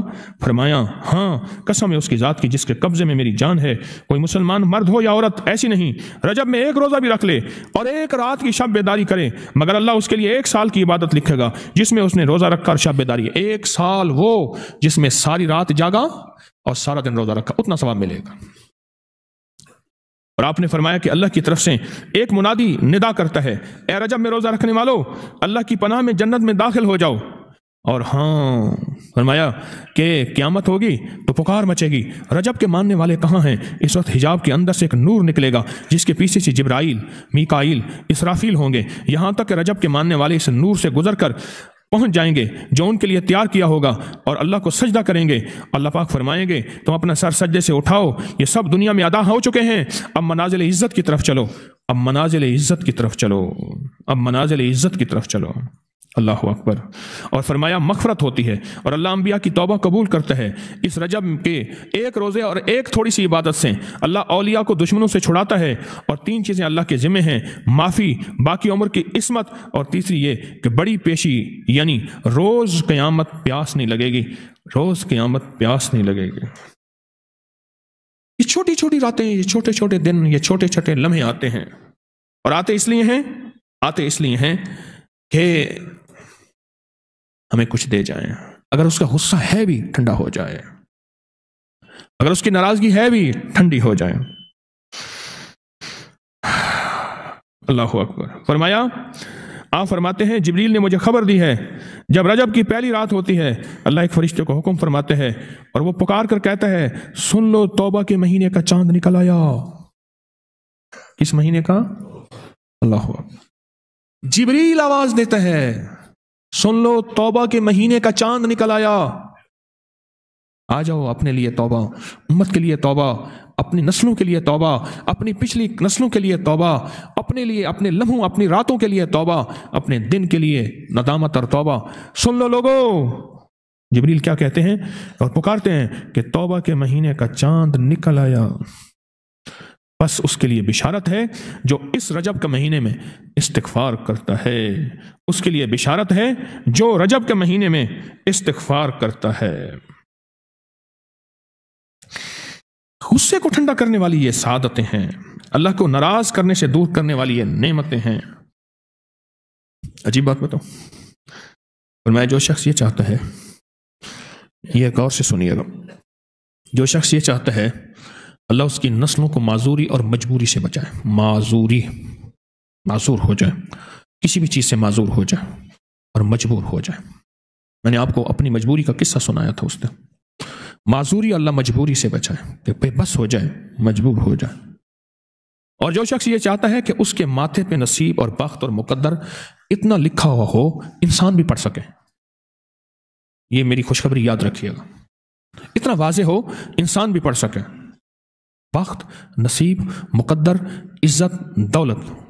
اور تیسری، جو شخص یہ چاہتا ہے اس کی پیشانی کبھی سجدوں سے محروم نہ رہے اور فرشتے اس کی پیشانی سونگ کر بتا دیں کہ یہ وہ لوگ بندہ ہے جس کے سجدے واقعی تھے، تو فرمایا وہ کبھی بھی زندگی میں کسی ایسی اللہ کے دوست کی محفل کو تلاش کرے جو لازم شب جمعہ میں ہو. اور یہ وہ ہے، اللہ کا دوست میرا مرشد ہے، میں ان کا غلام ہوں، اپنی نہیں کہہ رہا. شب جمعہ، یہ شب جمعہ، جمعرات تسبیح خانے میں، اور پھر تسبیح خانے میں دعا ہوتی ہے، تھوڑی دیر کی یہ محفل ہوتی ہے. فرمایا آنے والے حضرات اور پوری دنیا میں اس میں شامل ہونے والے حضرات آن لائن، وہ اپنے بخت پیشانی پہ نصیب لکھواتے ہیں، سجدوں کی خوشبو بنواتے ہیں اور اللہ کے خزانوں سے پاتے ہیں. یہ وہ خوش قسمت ہیں جو شب جمعہ کا انتظار کرتے ہیں. کیا نصیب ہے، کیا مقدر ہے. آئے میں آپ کے خط کا ایک دوسرا حصہ بھی پڑھ کے سناتا ہوں. اور ہم ایسے ہی اللہ سے دوستی کریں۔ سنیں، ایک بار میں اور امی اپنی گندم کے کھیت خالی ہونے پر جو پیچھے بوٹی اور گھاس رہ جاتی اسے آگ لگا کے کھیت تو خالی صاف کرنے کے لیے آگ لگائی۔ گندم کا نا کاٹ کے ایک چیزوں کو آگ لگا دیتے ہیں، یہی دانے صاف کر رہے۔ آگ گرمی کی وجہ سے اتنی جلدی پھیلنا شروع ہوئی کہ ہم دونوں ماں بیٹیاں گھبرا گئیں۔ آگ ان لوگوں تک نہ پہنچ جائے، ہم نے فوراً آگ کو واسطہ دینا شروع کر دیا۔ اے آگ، تجھے حضرت ابراہیم کا واسطہ، جس طرح ان کو نمرود نے آگ میں ڈالا تھا اور ٹھنڈی ہو گئی تھی، اور بالکل اسی طرح ہم تجھے واسطہ دیتے ہیں اس اللہ کا جس کے ابراہیم پیغمبر ہیں، تو بھی ٹھنڈی ہو جا۔ ہمارا مقصد کسی کو نقصان پہنچانا نہیں، تو بھی اتنی ہی جلدی ٹھنڈی ہو جا۔ اچانک پورے کھیت کی آگ بجھ گئی، حیران ہو گئے، پورا کھیت شعلوں سے بھڑک رہا تھا۔ رحمت جوبن پہ آئی اور پریشانی ختم ہو گئی۔ میں بے اولادوں کو بتایا کرتا ہوں، بڑے لوگوں کو فائدہ پہنچا۔ 2 تسبیح سورت قل ہو اللہ کی صبح، 2 تسبیح شام۔ ایسے انبیاء کو ہدیہ دیں جن کی اولاد بڑھاپے میں ہوئی تھی۔ وہ ابراہیم علیہ السلام ہے، وہ زکریا علیہ السلام ہے۔ وہ ابراہیم علیہ السلام ہے، وہ زکریا علیہ السلام ہے۔ ان کو ہدیہ دیں، اور حضور کے خاندان کو ضرور ہدیہ دیں۔ میرے حضور کی فیملی کو، حضور کے خاندان میں حضور کی بیویاں، حضور کی بیٹیاں، حضور کے بیٹے، حضور کے داماد، نواسے اور نواسیاں، یہ میرے حضور کے خاندان ہے۔ ابراہیم علیہ السلام، ابراہیم علیہ السلام۔ یہ عمل بہت طاقتور ہے اور یہ آپ سب کو اجازت ہے۔ 2 تسبیح صبح، 2 تسبیح شام، کچھ عرصہ لگاتار کریں۔ اور بتاؤں، آپ کی بیٹیاں بھی ہیں، بیٹے بھی ہیں، آپ کی اولاد بھی ہے۔ میں کہتا ہوں روز یا کبھی کبھی کر لیا کریں، چلو تھوڑا کر لیا کریں، پر ضرور کیا کریں کہ اللہ نسلوں کو بے اولادی کے داغ سے بچانا۔ نسلوں کا پتہ نہیں ہے، کوئی خبر نہیں کہ نسلوں میں بیٹا اور بیٹی ایسی آ جائے جس کی اولاد کو ترس جائیں۔ پہلے سے منوا لینا، اللہ والو، پہلے سے منوا لینا، پہلے سے منوا لینا، پہلے سے۔ اللہ نسلوں کو بے اولادی کے داغ سے بچا دینا، ان کی زندگی میں بے اولادی کا داغ نہ ہو۔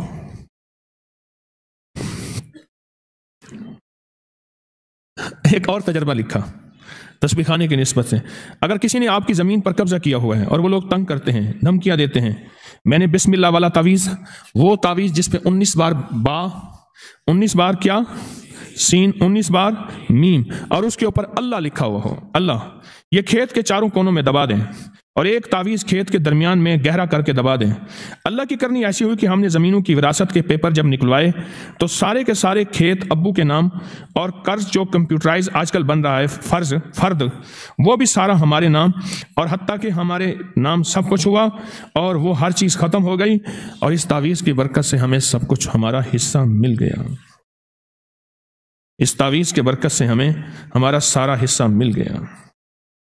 یہ چھوٹے چھوٹے واقعات اس خط میں چونکہ تھے، میں نے وہ بھی ساتھ بتا دیے، اس لیے سناتا ہوں کہ شاید کسی کا کوئی مسئلہ ہو، شاید کسی کی کوئی پریشانی ہو، اور شاید کسی کی کوئی الجھن ہو، اور شاید کسی کا کوئی دکھ ہو، اور ہماری اس چھوٹی سی بات سے اس کا دکھ اور اس کی پریشانی اور اس کی الجھن ختم ہو جائے۔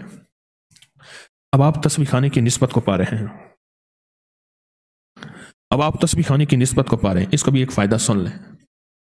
ہر جمعرات آتے ہیں، یا پوری دنیا میں کہیں بیٹھے ہیں، ہر جمعرات تسبیح خانے کی نسبت کا درس اس محفل میں آن لائن شامل ہوتے ہیں، یا ملک کے کسی حصے میں آپ بیٹھے ہیں، یاد رکھیے گا، یہ تسبیح خانے کی نسبت ایسے ہے جیسے کسی خیر کے چاہنے والے نے، کسی اللہ کے ولی نے آپ کے سر پہ ہاتھ رکھ دیا۔ ہاں، اللہ کے ولی نے۔ میں اس دن ایک بندے سے کہہ رہا تھا، میں نے کہا اس تسبیح خانے کی نسبت سے دور نہ جا، تو یہ نہ سمجھنا کہ میری وجہ سے مل رہا، مجھے بھی اس نسبت کی وجہ سے مل رہا ہے۔ یہ نہ سمجھنا کہ میں دے رہا ہوں، میں تو خود منگتا بھکاری فقیر ہوں۔ تیرے در کا جو بھی فقیر ہے وہی 2 جہاں کا امیر ہے، اسے بادشاہوں سے کیا غرض جو گدا ہے شاہ جہان ہے۔ نہ جانا دور، اس تسبیح خانے سے دور، نہ نسبت سے دور نہ جانا۔ کیوں؟ نسبتوں سے ملتا ہے، اور نسبتیں دور ہو جائیں تو چھن جاتا ہے۔ یہ قیامت کے دن نسبت مصطفیٰ ہی تو ہوگی جس سے شفاعت ہوگی۔ یہ قیامت کے دن کملی والے کی اور کلمے کی نسبت ہوگی جس سے بخشش کی امید لے کے بیٹھے ہوئے ہیں۔ حتیٰ کہ حجاج جیسا بندہ کہنے لگا میں بخشا جاؤں گا۔ کہا کیوں؟ کہا قیامت کے دن قبر میں حضور کا چہرہ دکھایا جائے گا اور پوچھا جائے گا اس ہستی کے بارے میں تیرا کیا خیال ہے، اس ہستی کے بارے میں تیرا کیا خیال ہے، اور کہا میں کہہ دوں گا جو حضور کو جاگتی آنکھوں سے دیکھتا ہے وہ بخشا جاتا ہے، میں اس وقت چونکہ جاگتی آنکھوں سے دیکھوں گا لہذا میں بخشا جاؤں گا۔ حجاج کو بھی امید لگ گئی، امید لگ گئی. ہاں یہ جو ہم نا ہستیوں کو ہدیہ دیتے ہیں، ان ہستیوں کو ہدیہ دیتے ہیں، یہ ہدیاں دعائیں کرتی ہیں، ہستیاں ہمارے لیے دعائیں کرتی ہیں، اور ان کی دعاؤں میں بڑی طاقت ہوتی ہے، بڑی تاثیر ہوتی ہے. یہ لڈو کا جو عمل ہے، 12 لڈو کا عمل، ہر جمعرات میں نے عرض کیا جب بھی آئیں، مہنگے والے لڈو بے شک نہ ہوں، ہر جمعرات آئیں، ایک لڈو کا ڈبہ لے آئیں، ایک مراد کا لڈو خود لے لیں، باقی 11 رکھ دیں، اور جو رکھ دیں وہ پڑے نہ ہوں، وہ بندہ لے اپنی مراد کی نیت سے لے لے. خواتین کی طرف ماشاءاللہ یہ ترتیب، اور بہت زیادہ اس کے حیرت انگیز واقعات آ رہے ہیں. جب سے ہم نے 8 دسمبر کو لڈو والا عمل ہوا تھا، 11 جمعراتوں کی اختتامی دعا ہوئی تھی سورۃ اخلاص کی، بڑے واقعات، بڑے مشاہدات آ رہے ہیں، اور لوگوں کے بہت زیادہ کام بن رہے ہیں، مسئلے حل ہو رہے ہیں، مرادیں پوری ہو رہی ہیں، ناکامیاں ختم ہو رہی ہیں. اللہ پاک عزت، رحمت اور برکت عطا فرما رہے ہیں، اور اس لڈو والے عمل سے بہت برکت ہے. ایک تو لڈو وہ ہے نا جو تسبیح خانے سے ملا، وہ تو سارا سال چلے گا.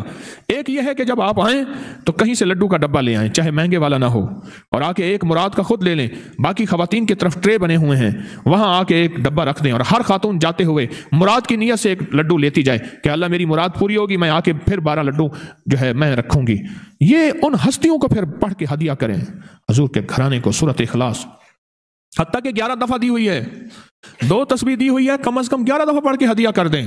ان کی دعائیں، ان کی برکتیں، ان کی توجہات 10 مرتبہ 11 مرتبہ لکھا ہوا ہے، ان کی توجہ شامل ہو جاتی ہے، ان کی برکتیں، دعائیں شامل ہو جاتی ہیں. ایک چیز جو میں آپ کو بتا رہا تھا، ابھی آپ کے اوپر تسبیح خانے کی چھو اور نسبت ہے. ایک صاحب نے اپنا واقعہ لکھا، ہمارے رشتہ داروں میں ایک اللہ کے نیک ولی آیا کرتے تھے. میری عمر اس وقت 10 سال کی ہوگی.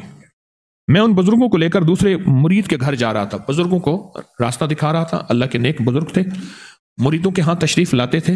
میں ان کو لے کے دوسرے مرید کے گھر جا رہا تھا. میں نے ان سے کہا حضرت میرے لیے دعا فرمائے. انہوں نے میرے سر پر ہاتھ رکھا، کہا اللہ خیر کرے گا. کیا لفظ فرمایا؟ کیا لفظ فرمایا؟ اللہ خیر کرے گا. سر پہ ہاتھ رکھا. کہا کہ کافی عرصہ گزر گیا اس بات کو، میں دبئی کام کے سلسلے میں چلا گیا. مجھ کو مالی کی نوکری ملی ایک محل میں، جس میں 16 آدمی کام کرتے تھے.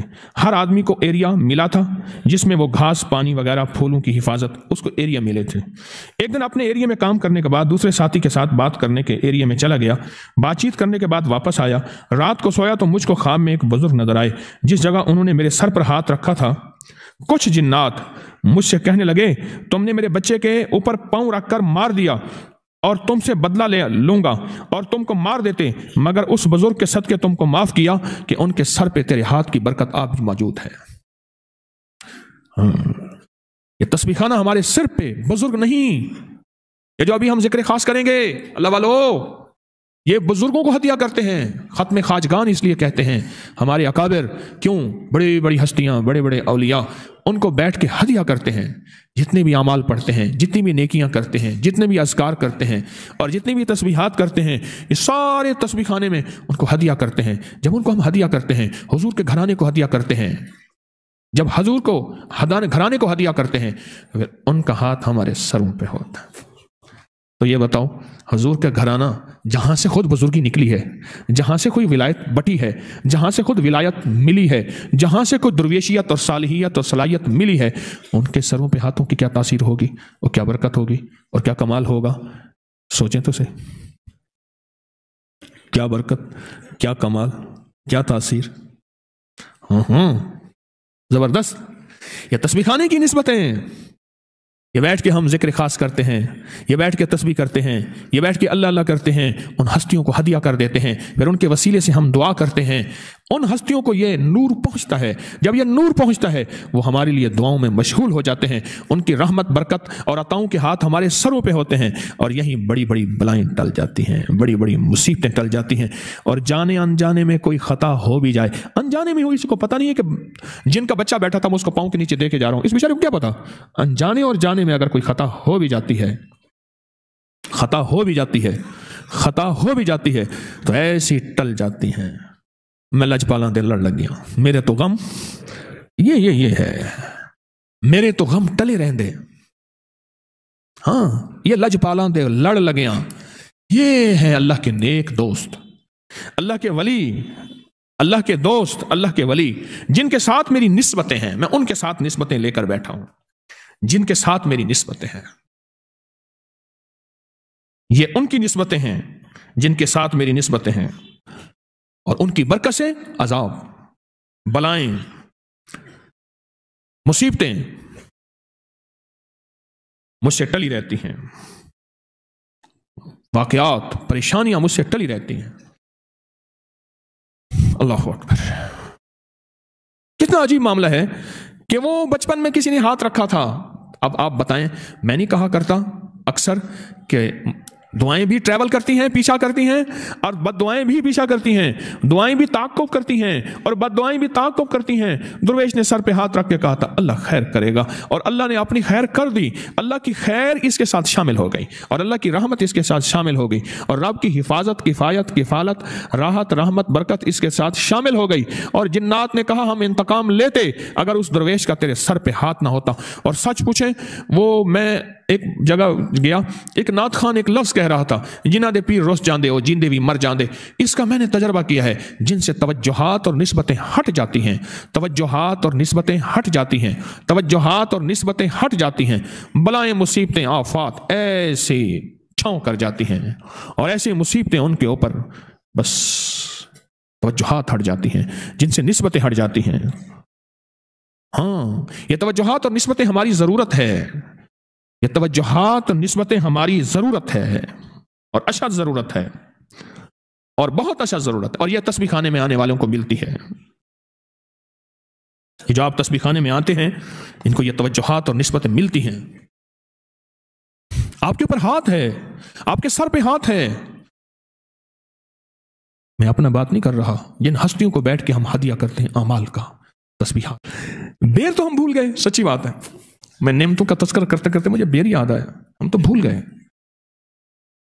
بیر کھانے والی کی نسلیں بانج نہیں ہوں گی، آج نسلیں بانج ہو رہی ہیں مصنوعی چیزوں کی وجہ سے، مصنوعی غذاؤں کی وجہ سے۔ اور سر پہ یاد رکھیے، ایک نقطہ بتاتا ہوں، جس کا سر اور پاؤں کی ہتھیلی تیل سے تر ہوگی، آج وہ کن کن بیماریوں سے بچا رہے گا، اور اس کی نسلوں کے اندر کون کون سی بیماریاں منتقل نہیں ہوں گی۔ ہاں، سر اور پاؤں، سر پہ تیل۔ میں جا رہا تھا، ہم حجویری گوشہ درود السلام کراچی جا رہے تھے، تو غالباً 10-12 افراد تھے، ٹرین کی ایک ہم نے وہ لی تھی کیبن، اور میں نے کہا میں سب کو سر پہ تیل لگاتا ہوں۔ میں نے سارے جتنے میرے مرید تھے سب کو سر کو بھی تیل لگایا، پاؤں کو بھی تیل لگایا۔ میں نے کہا پاؤں کرو، کہا نہ، میں نے کہا حکم ہے میرا، سب کے پاؤں کو تیل لگایا میں نے۔ ایک صاحب مجھے کہنے لگے زندگی میں پہلی دفعہ میں نے سر کو تیل لگایا، یعنی آپ نے لگایا، میں نے سر کو تیل لگایا، زندگی میں پہلی دفعہ سر پہ تیل لگایا، میں نے سب کے پاؤں کو تیل لگایا۔ ایک بندے کا پاؤں میں نے پکڑا، مجھے آج بھی وہ پاؤں یاد ہے، پاؤں کے اندر زندگی ہوتی ہے۔ ہاں، اب میں پاؤں پہ نکل جاؤں گا، میں بیرت کی طرف آتا ہوں۔ ایک بندے کا، سب کے پاؤں کو میں نے تیل لگایا، جتنے بھی تھے سب کے پاؤں کو بھی تیل لگایا، سر کو بھی تیل لگایا۔ ایک کا پاؤں میں نے پکڑا نا،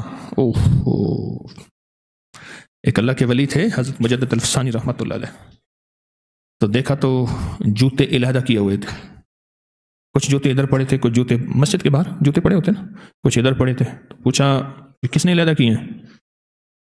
اس نے کہا حضرت آپ کے صاحبزادے نے۔ بلایا، 2-4 رکھے اس کو، اور رکھنے کے بعد فرمایا اس کو فلاں جگہ لے جاؤ، فلاں سرائے ہے وہاں کا کھانا کھلا کے لاؤ، فلاں سرائے ہے وہاں کھانا کھلا کے لاؤ۔ سرائے سے کھانا کھلا کے لا کے نہ دیکھا تو حضرت مطمئن تھے۔ حضرت کیا ہے؟ فرمایا اس کی کشف کی نظر ہے، جہنمیوں کی جوتیں علیحدہ کر لی ہیں، جنتوں کی علیحدہ کر دی ہیں۔ میں نے کہا ابھی سے تو نے اپنی کرامتیں دکھانا شروع کر دی۔ میں نے سرائے کا نحوست والا کھانا کھلا کے اس کے سارے کشف کو ختم کر دیا، سرائے کا نحوست والا کھانا کھلا کے اس کے سارے کشف کو ختم کر دیا۔ اس لیے میں نے فرمایا لے جاؤ اس کو فلاں جگہ سرائے پہ، اور اس کو کھانا کھلاؤ، لے جاؤ اس کو سرائے پہ کھانا کھلاؤ۔ اللہ اکبر! پاؤں میں زندگی ہے، آپ کیا سمجھتے ہیں؟ میں تاشکند میں گیا، تاشکند میں ہمارے ایک گروپ، جنہوں نے گروپ آرگنائزر تھے، ہم 3 افراد تھے۔ تاشکند سے آگے ہم نے فلائٹ لینی تھی کیوا کی، کیوا سے آگے ہم خوارزم، پھر پورا ایک پٹی تھی جو تقریباً 3000 کلومیٹر سے قریب ہم نے گاڑی پہ سفر کیا مسلسل. ایک جوتا پڑا تھا، سخت سردی تھی، ابھی بھی وہاں برف ہوتی ہے تاشقند میں. جوتا کس کا پڑا ہے؟ اور قدرت کا نظام، میں نے جوتے پہننے والے کے مزاج، طبیعت، بیماریاں، تکلیفیں، ساری چیزیں ایسے بتانا شروع کر دی.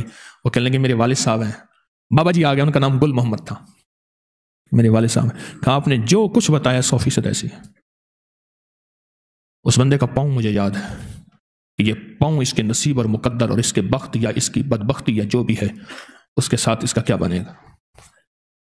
پاؤں. اچھا، بات بیر کی کر رہا تھا، بات بیر کی.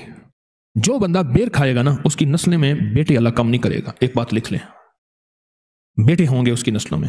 کیوں؟ بیر کے اندر دنیا کا وہ قیمتی جوہر ہے، جو قیمتی جوہر ہے جو دنیا میں سب سے مہنگا بکتا ہے، سونے اور چاندی سے زیادہ، یورینیم، اس سے بھی اگلا جوہر وہ بیر میں موجود ہے. عجیب بات ہے. اور یہ بیر کھانے والا مسلسل بیر کھاتا رہے، ہر سیزن میں تھوڑا تھوڑا کھاتا رہے، سیزن میں یہ بیر کھانے والا اللہ اس کی نسلوں میں چیزیں نسلوں میں منتقل ہوتی ہیں. اس کی نسلوں میں بے اولادی، بانجپن، بیٹوں کی کمی نہیں ہوگی. بیر کھانے والے کو ہارٹ اٹیک نہیں ہوگا. اب میرا بیر کا باغ نہیں ہے پہنا، پہلے بھائی جان تھا لاہور میں، پہلے تھا بھائی جان، پھر پائی جان، پین. یا اللہ یہ ہے کیا؟ میری سمجھ میں نہیں آ رہا. اچھا، پہلے تھا پہلوان جی، پون جی، میں وہی کیا ہے؟ انہیں کہا یہ ٹھیک ہے. میں کہا ٹھیک ہے، انہیں سے جڑوا آتے ہو، وہیں سے جڑوا، چل بھائی ٹھیک ہے. بیر ہارٹ سے، دل کا دوست ہے بیر. اور بیر جگر کا دوست ہے، بیر آنتوں کا دوست ہے، اور بیر میدے کا دوست ہے. اور بیر کے ڈھیلے ایسے ہیں جیسے آنکھوں کے ڈھیلے نظروں کا دوست ہے. بیر کے ڈھیلے ایسے ہیں جیسے آنکھوں کے ڈھیلے. یہ نظروں کا، آئی سائٹ، نظروں کا دوست ہے بیر. ہم بیر کھاتے ہی نہیں، ہم تو نہیں بیر کھاتے. تو نہیں مقدر قسمت میں کبھی بیر آ گیا تو آ گیا. خشک بیر کے اپنے فائدے ہیں. کوئی بتا سکتا ہے کہ خشک بیر گرا ہوا اس کو کوٹ لیں اس کے کیا فائدے ہیں؟ ہاں جی، الٹی نہ روک رہی ہو، قے نہ روک رہی ہو، حاملہ کی، کینسر والے کی، میدے کی، مریض کی قے نہ روک رہی ہو، اس قے کا بہترین علاج ہے. اور میدے کی بہترین پھکی ہے، ہاضمے کا چورن ہے. جوانی کا چورن، بڑھاپے کی گولی، ہاضمے کا چورن ہے. خشک بیر صاف کر کے کوٹ کے، تو بیروں کے ساتھ تو ہماری دوستی ختم ہو گئی. یہ صحت کے راز کیوں بتاتا ہوں؟ یہ صحت کے راز اس لیے بتاتا ہوں کہ صحت مند آدمی انسانوں کی خدمت بھی کرے گا اور عبادت بھی کرے گا. خدمت بھی اور عبادت. مریض نہ خدمت کر سکے گا نہ عبادت کر سکے گا. مریض تو خود کہے گا میری خدمت کرو، تو مجبور ہوگا، بے بس ہوگا. بیر، اور اگر بیر کی گٹھلی چھوٹی سی ہو، اسے نگل جانے میں سہولت ہو تو نگل جایا کریں. گٹھلی سمیت اگر سہولت ہو تو نگل جایا کریں. وہ بھی میدے کے اندر اپنا کام فنکشن دکھا، میدے کی جو ہے آریاں تیز کر، آریاں ہوتی نا، آرے لگے ہوئے ہوتے اندر، چھریاں وہ تیز کر، ان کو صاف ستھرا کر کے وہ گٹھلی اپنا کام کر کے نگل جائے گی. لیکن میدے کو لاجواب کر جائے گی گٹھلی. آپ دیکھیں نا، گٹھلی کے اندر بھی آریاں لگی ہوئی ہیں. آپ ذرا محسوس کریں، جو بیر کی گٹھلی ہے اس میں بھی آریاں، ابھار ہیں، وہ آریاں ہیں، وہ چھریاں ہیں، وہ اندر کی چھریوں کو جا کے تیز کرتی ہیں. وہ ہماری چھریاں تیز نہیں ہوتی، پھر ہمیں میدے کے مریض، میدے کا مرض. ہمارے حراج صاحب تھے مرحوم رحمۃ اللہ علیہ، وہ کہنے لگے میں دل کے ڈاکٹر کے پاس گیا. میں اس دن ان کی تحریر نکلی 2020 کی، اس رسالے میں لے لینا مجھ سے. وہ کہنے لگے دل کے جو ہے میں ڈاکٹر کے پاس گیا، اس نے بہت زیادہ ٹیسٹ کیے، ہزاروں کے. کہا دل بڑھ گیا ہے، نالیاں بند ہو گئی ہیں، یہ مرض ہے اور خطرناک ترین صورتحال ہے، خطرناک ترین صورتحال ہے. اور کہا کہ دوائیاں دی، 3 دن کے بعد آ کے پھر چیک کریں. کہنے لگے ایک بابا جی تھے پرانے حکیم صاحب، میں اچانک ان کے پاس گیا، مجھے دیکھ کے کہنے لگے تبخیر تو مریض پہ آندہ ہی. 6 گولیاں دی بابے نے 20 روپے کی، میں ٹھیک ہو گیا. بابے نے 6 گولیاں دی 20 روپے کی، میں ٹھیک ہو گیا. ہم بیر نہیں کھاتے، اور بیر اگر اس کی گٹھلی ہے تو اس کے اندر چھریاں لگی ہوئی ہیں، دھاریں لگی ہوئی ہیں، اور ہمارے جا کے میدے کو اس کے اندر جو چیزیں پھنسی ہوئی ہیں فاسٹ فوڈ کی وجہ سے، ایسی غذاؤں کی وجہ سے جو زندگی کی فطرت سے ہٹ کے ہے. آج کی بات ہے، ایک بابا جی آئے میرے پاس، ان کا بیٹا آیا، پوتا آیا، پوتے کی شادی کر رہے تھے، تو شادی کے لیے کہنے لگے کہ یہ رشتہ اس طرح. تو میں نے ان سے عرض کیا، کہنے لگے کمزوری بہت ہے. کس سن کی پیدائش ہے؟ کہنے لگے 1942 کی پیدائش ہے. تو میں نے انہیں کہا کہ یہ چیز استعمال کریں. کہنے لگے چکنائی ہے، دودھ نہیں پیتے. اوہو. میں نے کہا ہمارے پاس اپنا علم تو ہے نہیں، اپنا علم تو ہے نہیں ہمارا. وہ جو ادھر سے آئے گا پہلے کہنے لگے سرما نہ لگاؤ، اس میں لیڈ ہے، سیسے ہے.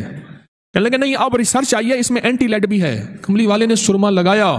میرے آقا کے سرمے کی سنت قیامت تک زندہ رہے گی. اور پھر بھی ہم کسی کملی والے کی ادا کو سائنس سے نہیں پرکھیں گے. سائنس کی تھیوریاں بدلتی رہتی ہیں، کملی والے چونکہ ختم نبوت کے صدقے ان کی تھیوریاں نہیں بدلیں گی، نہیں بدلیں گی. سائنس پہلے کہتی تھی کہ مکھن، دودھ، بلائی، دیسی گھی، ٹھیک، یہ نہ کھاؤ، چربیاں، یوریا، یورک کولیسٹرول، یہ چیزیں ساری. اب سائنس کہتی ہے یہ چیزیں ہماری دوست ہیں، کھائیں. اور میں اس دن ایک اللہ والے کی بات مجھے بتائی، کہنے لگے کئی بندے بیچارے ان چیزوں کو ترستے ترستے مر گئے کہ ڈاکٹر نے منع کیا ہے. اب کہتے ہیں یہ چکنائیاں نہیں ہیں. چکنائیاں وہ ہیں جو مصنوعی بناسپتی چکنائیاں ہیں، وہ نہیں گھلتی اندر جا کے، وہ دل کی نالیوں کو بند کرتی ہیں. یہ دیسی گھی اور مکھن، دودھ، یہ دل کی نالیوں کو بند نہیں کرتا. میں نے کہا کھائیں آپ. مجھے تو آپ کے جسم سے 1942 سے لے کر اب تک چکنائی خود ختم ہو چکی ہے. آپ کے جسم کی ساری چکنائی ختم ہو چکی ہے 1942 سے لے کر اب تک. کتنے سال کے تھے؟ 81 سال کے. تو میں کہ چکنائی ویسے ہی ختم ہو گئی ہیں. بیر کا موسم آ رہا ہے، آ گیا. بیر کھائیں، بیر کھائیں. دیسی بیر زیادہ کھایا کریں، سستا بھی ہوتا ہے. دیسی بیر سستا ہوتا ہے اور اس میں بڑی طاقت ہوتی ہے. میں ایک دفعہ گیا صحرا میں، جنگلی بیر نا، ایک ہمارے صاحب تھے جھولی بھر کے نا بیر کی ایسے کھا رہے تھے. میں ایسے ہاتھ اٹھا کے میں نے لے لیا. آکے حکیم صاحب ناچا سارے بڑی مشکل تا جھیڑے مکن، بڑی مشکل سے تو ہمارے جھگڑے ختم ہوئے ہیں، تو بیر چوٹ لے رہا ہے میری جھولی بھر کے. اب پتہ نہیں کیا مانا ہوگا، مجھے پتہ نہیں. بیر کھا رہا تھا، جنگلی بیر پکا ہوا لاجواب. میں نے اس کی جھولی سے تھوڑا اٹھایا.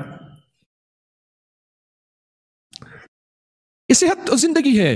اب میں اس لیے عرض کرتا ہوں، اس لیے بتاتا ہوں کہ عبادت کے ذریعے اللہ کو راضی کرو، خدمت کے ذریعے مخلوق کو راضی کرو. عبادت کے ذریعے اللہ راضی ہو جائے اور خدمت مخلوق راضی ہو جائے.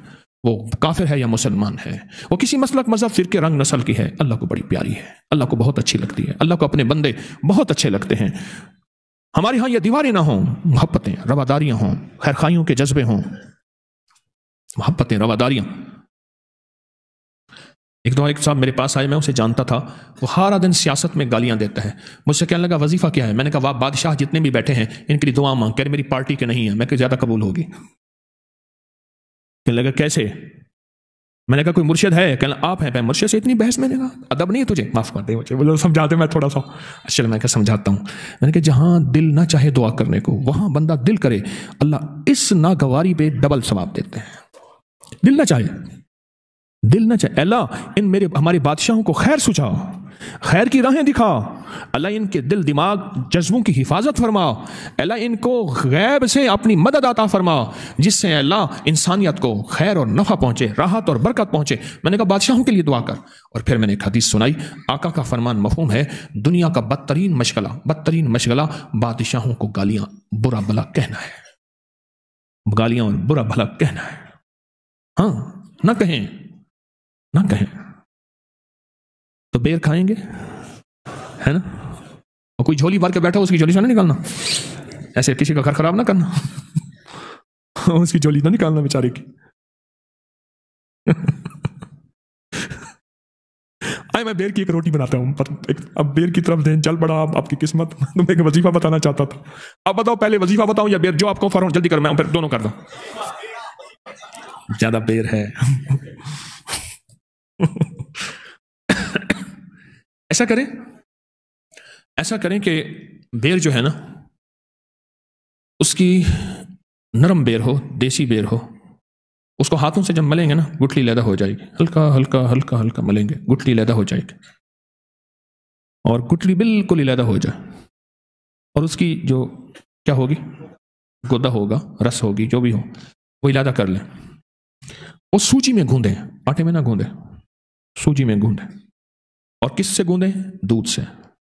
बिल्कुल सस्ता इलाज, कोई महंगा नहीं, दूध, सूजी और बेर का गूदा। अब इसकी मिकदार थोड़ी सी मैं बता दूं।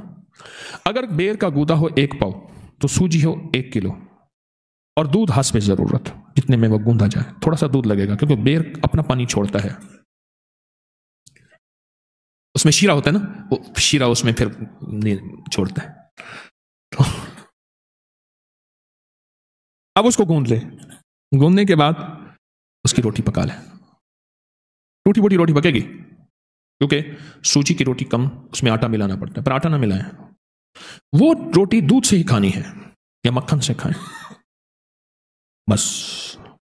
इससे बड़ा दुनिया का टॉनिक नहीं है, इससे बड़ा दुनिया का टॉनिक आप नहीं सोच सकते।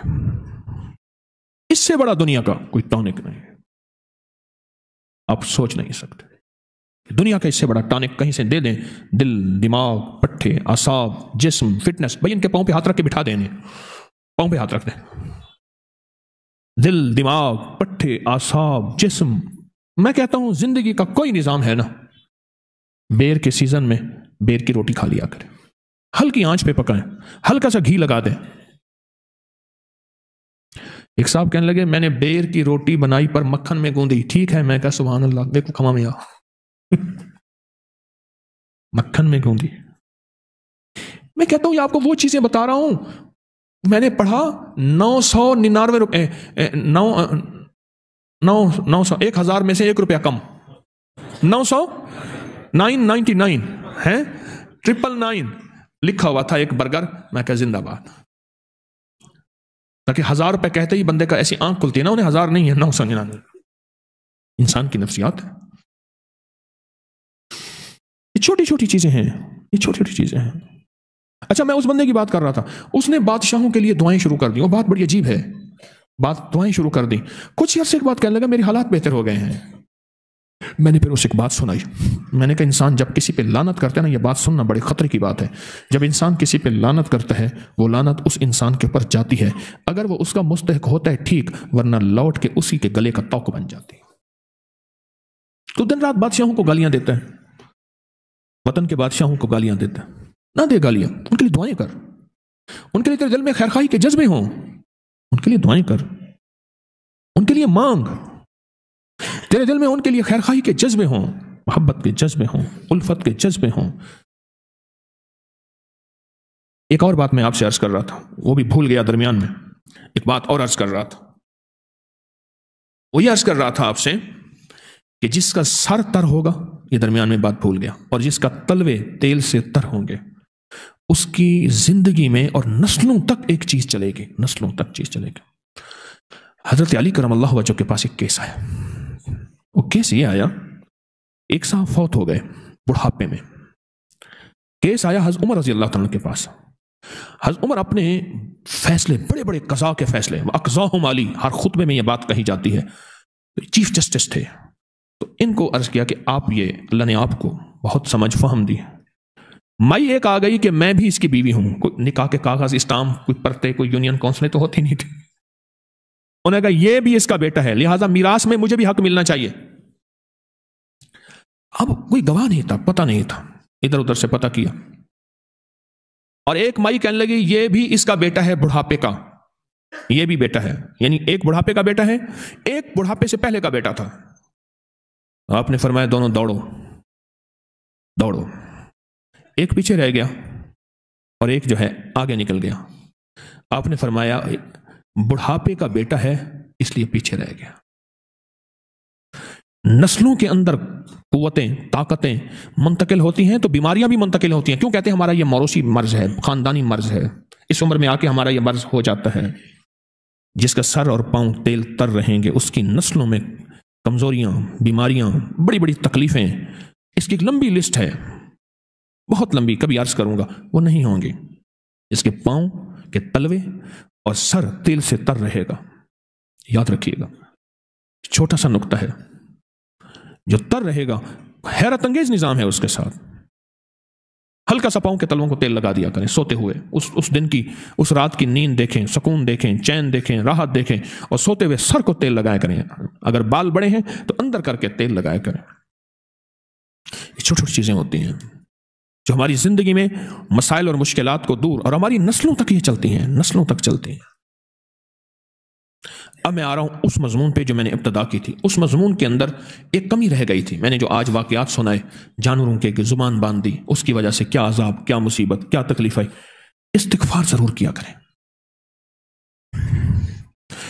استغفر اللہ العظیم، یا صرف استغفر اللہ استغفر اللہ استغفر، ضرور کیا کریں۔ اور استغفار کو اپنی زندگی کا سرمایہ بنائیں، اور استغفار کو اپنی زندگی کا حصہ بنائیں، اور استغفار کو اپنی زندگی کا ساتھ بنائیں۔ استغفار ضرور کیا کریں، تھوڑا کر لیا کریں، صبح شام کر لیا کریں، ایک دفعہ کر لیا کریں، استغفار کیا کریں۔ رات کو خاص طور پہ جب نیند کھلے نا، کبھی کسی لمحے نیند کھل جائے تو اس وقت استغفار ضرور کیا کریں۔ دو نیندوں کے درمیان، سنیں غور سے، یہ ایک موتی ہے، دو نیندوں کے درمیان کیا جانے والا استغفار اللہ کے ہاں اتنا محبوب ہے، ایسے کہ بندہ صبح سے لے کر شام تک استغفار کر رہا، اور جو بندہ دو نیندوں کے درمیان جو وقفہ ہوتا ہے اس میں استغفار کر لے وہ اس سے کہیں زیادہ طاقتور ہے۔ دو نیندوں کے درمیان نیند کھلی، کروٹ بدلی تھوڑی سی، اور پھر استغفار کر لیا۔ یہ استغفار آنے والی نسلوں کو مصیبتوں، تکلیفوں، پریشانیوں، آفات، بلیات سے ٹلواتا ہے۔ اس سے ٹل جاتی ہیں آفتیں، بلائیں، مصیبتیں، تکلیفیں ٹل جاتی ہیں، یہ ٹل جاتی ہیں۔ پتہ نہیں ہماری زندگی میں کون سا ایسا واقعہ ہوا ہے جس واقعے نے ہماری زندگی میں آنے والے وقت کے لیے ایک عذاب انتظار کر رہا ہے، ایک بلا انتظار کر رہی ہے، ایک مصیبت انتظار کر رہی ہے، یا پھر ہم جائیں گے خوشحالی کی زندگی، لوگ واہ واہ کریں گے، لیکن وہ مصیبت ہماری نسلوں کا انتظار کر رہی ہے، اور ہماری نسلیں سسکتی رہ جائیں گی، سسکتی رہ جائیں گی، سسکتی رہ جائیں گی، ہماری نسلیں سسکتی رہ جائیں گی، تڑپتی رہ جائیں گی، بلکتی رہ جائیں گی، الجھتی رہ جائیں گی ہماری نسلیں۔ وہ انتظار کر رہی ہے ایک بلا، ایک مصیبت جو ہماری نسلوں کو تڑپا دے، سسکا دے۔ وہ تڑپتی رہ جائیں گے، وہ سسکتی رہ جائیں گے۔ استغفار ندامت سے، غم کی کیفیت سے اپنے آپ کو بچا لیں۔ اچھا، اس سے رزق بچا رہے گا، اس سے صحت بچی رہے گی، اس سے دولت بچی رہے گی، زندگی کا سکون اور چین بچا رہے گا استغفار سے، استغفار سے۔ اور زندگی میں حیرت انگیز ہماری رونق اور برکت رہے گی استغفار سے۔ میں ایک واقعہ سنا۔ ایک شخص آیا میرے پاس، اس کے پاؤں میں جوتا نہیں تھا، خصہ پہنا ہوا تھا، اس نے بہترین زری کا کیا ہوا ڈبل سیلنسر، وہ ٹوئنز موٹر سائیکل کہتے، کیا کہتے ہیں، روڈ ماسٹر کہتے ہیں، جو ڈبل سیلنسر موٹر سائیکل ہوتا تھا۔ آج بھی ہمارے ایک صاحب ہیں، ان کے پاس ہے، پتہ نہیں ان کے اوپر گر جائے تو اٹھا نہیں سکتے ہوں گے، جسم تو اتنا ہے لیکن ڈبل سیلنسر چلاتے ہیں وہ صرف۔ تو اسی پہ وہ تھے، ایک بندہ چلا رہا تھا بیٹھے ہوئے، مجھ سے دوائی لینے آتے تھے اور مجھے اپنی جیل کے قصے سناتے تھے کہ 28 سال میں نے جیل کاٹی۔ کتنے سال میں نے جیل کاٹی؟ مجھ سے ایک دفعہ میں نبض پکڑی ہوئی تھی، میں ان سے پیسے نہیں لیتا تھا، بڑی پرانی بات ہے۔ والد صاحب رحمۃ اللہ علیہ کے ہمارے جو باغات تھے ان کے ساتھ ان کا گاؤں تھا، اور والد صاحب ان کے ساتھ بہت محبت کرتے تھے، وہ بھی بہت احترام کرتے تھے۔ والد صاحب کا وصال ہو گیا، اس نسبت سے میں نے ایسے بازو پکڑا ہوا تھا، مجھ سے کہنے لگے بھتریجا گناہ گار ہوں، بہت گناہ گار ہوں، کوئی نیکی نہیں، کئی قتل کیے ہیں میں نے، چوریاں، ڈاکے۔ اس وقت بھی اس کا وہی سبجیکٹ تھا، خود نہیں کرتا تھا، نگرانی کرتا تھا، سرپرست تھا۔ مجھے ایک چیز بتا، میری بخشش کا کوئی نظام ہے؟ تو بھتریجا بھی تھی ہوں تو پیر بھی تھی ہوں، تو بھتریجا بھی ہوا، پیر بھی ہوا۔ میں نے اسے اللہ کی رحمت کے قصے سنائے اور رونے لگ گیا، اور میں نے کہا آپ ایسا کریں، آپ سارا دن نا استغفر اللہ پڑھا کر۔ کہہ رہے میں کیسے پڑھوں، سارا دن تو گالیاں دیتا ہوں، میں سارا دن میں گالیاں دیتا ہوں، میں کیسے پڑھوں؟ اچھا، میں نے کہا رات کو نیند کھل جائے، کہنے لگا ہاں بڑھاپا ہے میرا، میں رات کو 1-2 دفعہ پیشاب کے لیے اٹھتا ہوں، میں اس وقت کر لیا کریں، پھر سو جایا کریں، استغفار کر لیا کریں، پھر سو جایا کریں، اور اللہ سے کہا کریں کہ اللہ زندگی جتنی پچھلی گزری ہے تو جانتا ہے، مجھے معاف کر دے. بس استغفار لفظ نہ آئے نا. اچھا اس کے منہ پہ لفظ استغفار نہیں آ رہا تھا، عربی کا لفظ منہ پہ نہیں چڑھ رہا. میں نے کہا اللہ سے کہ اللہ تو معاف کر دے، اللہ تو معاف کر دے. یہ میں نے اس کو سبق دے دیا، میں نے سبق دے دیا. مجھے یاد ہے کہ میں نے ایک سبق اس کو دیا تھا. ایک ہیرا منڈی کا ایک بندہ میرے پاس آتا تھا اور وہ ان کا چودھری تھا، دوائی لینے آتا تھا اور مجھ سے کہنے لگا میری بخشش ہوگی. میں کہا 100% ہوگی. ایسے مجھے دیکھ کے کہنے لگا کہ شاید یہ مذاق کر رہا ہے. میں نے کہا وہ شہنشاہ اللہ جپال کریم ہے، اس کے کرم کے بہانے بے نیاز ہے. مجھے تو اپنا پتہ نہیں کہ میری ہوگی. میں تیرے بارے میں کہوں تیری بخشش نہیں ہوگی تو جہنم میں جلے گا. میں نے کہا اس کا نام مجھے آج بھی یاد ہے، صابر تھا. میں نے کہا استغفار کر، دن رات کر، اور تسبیحات بھی اس کو بتاتا تھا. اب اس کی بات سنیں. اچھا جوتا اس کا کیوں گرا ہوا تھا؟ ہماری طب کی پرانی کتابوں میں ایک سبجیکٹ ہے، اس کا نام بحران ہے، کہ اگر پاؤں اس ہاتھ کا یہ انگلی سون ہو جائے تو بندے کے اتنے دن باقی رہتے ہیں، اتنے دن سون ہو جائے تو اتنے دن باقی رہتے ہیں. اس کا پاؤں سون ہو گیا تھا، جوتا اس کا گرا، اسے پتہ ہی نہ چلا کہاں گر گیا. میں نے کہا چاچے دا وقت نیڑے لگتا ہے. میں نے کہا اس کا وقت قریب ہے. میں نے نہیں بتایا، موت کا وقت تو اللہ ہی جانتا ہے، لیکن ڈاکٹر بھی کہتے ہیں کہ لے جاؤ، اتنے ہفتے باقی رہے گا، 6 مہینے 6 دن چند دن. ان کو کوئی خدا نہ خواستہ وہی تو نہیں آتی، تجربے ہوتے ہیں. میں نے اس کو استغفار بتایا اور یہی اس کو بتایا کہ اپنی زبان میں کر جو تیری زبان ہے. عرصہ ہو گیا، مجھے پتہ نہ چلا، مر گیا. ابھی بھی موت کو فوت ہوئے کوئی 20 سال ہو گئے تقریباً. ایک دفعہ نا اس کے ایک آدمی آیا مجھے ملنے کے لیے.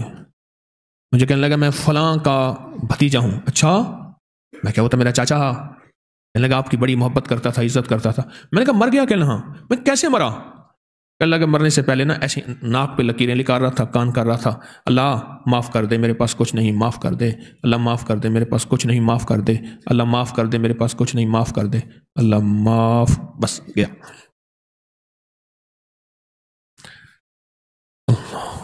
استغفار. بابا جی کے پاس میں گیا، 70,000 کا نصاب لینے جاتا تھا. ایک بابا جی تھے، فوت ہو گئے. 70,000 کلمہ ہر ہفتے پڑھتے تھے وہ. تو میں ان سے جا کے نصاب لینے جاتا تھا. 70,000 کلمے کا اس کو ایک نصاب کہتے ہیں. میں کہ ہدیہ دے دے. مجھے دور سے کہتے وہ آگے پیر، لالچی پیر آ گئی. لالچی پیر دور سے 100 سال کے قریب کی عمر تھی. اچھا میں نے کہا لالچی کہہ دیا تو پھر دے دے. پھر 1-2 نصاب مجھے دے دیتے تھے ہدیہ. مجھ سے کہنے لگے ہم سوئے ہوئے تھے، زیادہ وقت تو نہیں ہو گیا، ہم سوئے ہوئے تھے. رات کو شور اٹھا، ایک بندہ آوازیں دے رہا ہے، شور بہت زیادہ، سارے اکٹھے ہو گئے. تو دیکھا تو ایک مشہور چور تھا، اس کے ہاتھ میں بھینس تھی. کہنے لگے یہ فلاں بندے کی بھینس چوری کر کے آ رہا ہوں، مجھے کالا سانپ کاٹ گیا ہے، میں نہیں بچ سکتا، جس میں زہر چڑھ گیا ہے. آپ میں سے کوئی جانتا ہے؟ میں نے کہا ہاں میں تجھے جانتا ہوں. کہہ رہے میرے بیٹوں کو کہنا میں نے فلاں کی چوری کی تھی، فلاں کی تھی، فلاں کی، اس کو واپس کرنا، ہر کی امانتیں لوٹانا، جس سے زیادتی کی میری طرف سے معافی مانگنا. تم سارے دیکھ لو، میرا گواہ رہنا، میں کلمہ بھی پڑھ رہا ہوں، معافی بھی مانگ رہا ہوں، توبہ بھی کرتا ہوں. ساری عمر چوریاں کرتے کرتے کرتے کرتے آخری وقت بھی چوری والی بھینس ہاتھ میں ہے. ہائے ہائے واہ بے نیاز، آخری وقت میں چوری والی بھینس ہاتھ میں ہے. یہ مجھے بابا جی نے سنایا جن سے میں 70,000 کلمے کے نصاب لینے جاتا تھا. آخری وقت میں چوری والی بھینس ہاتھ میں ہے. چوری رات کو کہیں کر سے آ رہا تھا، گرمیاں تھیں، اندھیری راتیں تھیں، کوئی سانپ تھا ازلی، اس نے ڈس لیا اور زہر چڑھ گیا. شور کیا سارا، بندے آ گئے اور کہنے لگے یہ فلاں کی بھینس ہے، اس کو واپس کرنا، میرے بیٹوں کو کہنا اس کی امانتیں، اس کی امانتیں، اس کی امانتیں. اور پھر کہنے لگا معاف کر دے، استغفار کرنے لگا، کلمہ پڑھنے لگا اور وہیں بیٹھ گیا اور بیٹھ کے گرا اور چلا گیا. کس کے بارے میں کہہ سکتے ہیں یہ کافر ہے، یہ مرتد ہے، یہ جنت میں نہیں جائے گا. اور ہم نے کافر کافر کے نعرے لگا دیے، آوازیں نکلنے لگی ہمارے لہجوں اور لفظوں میں.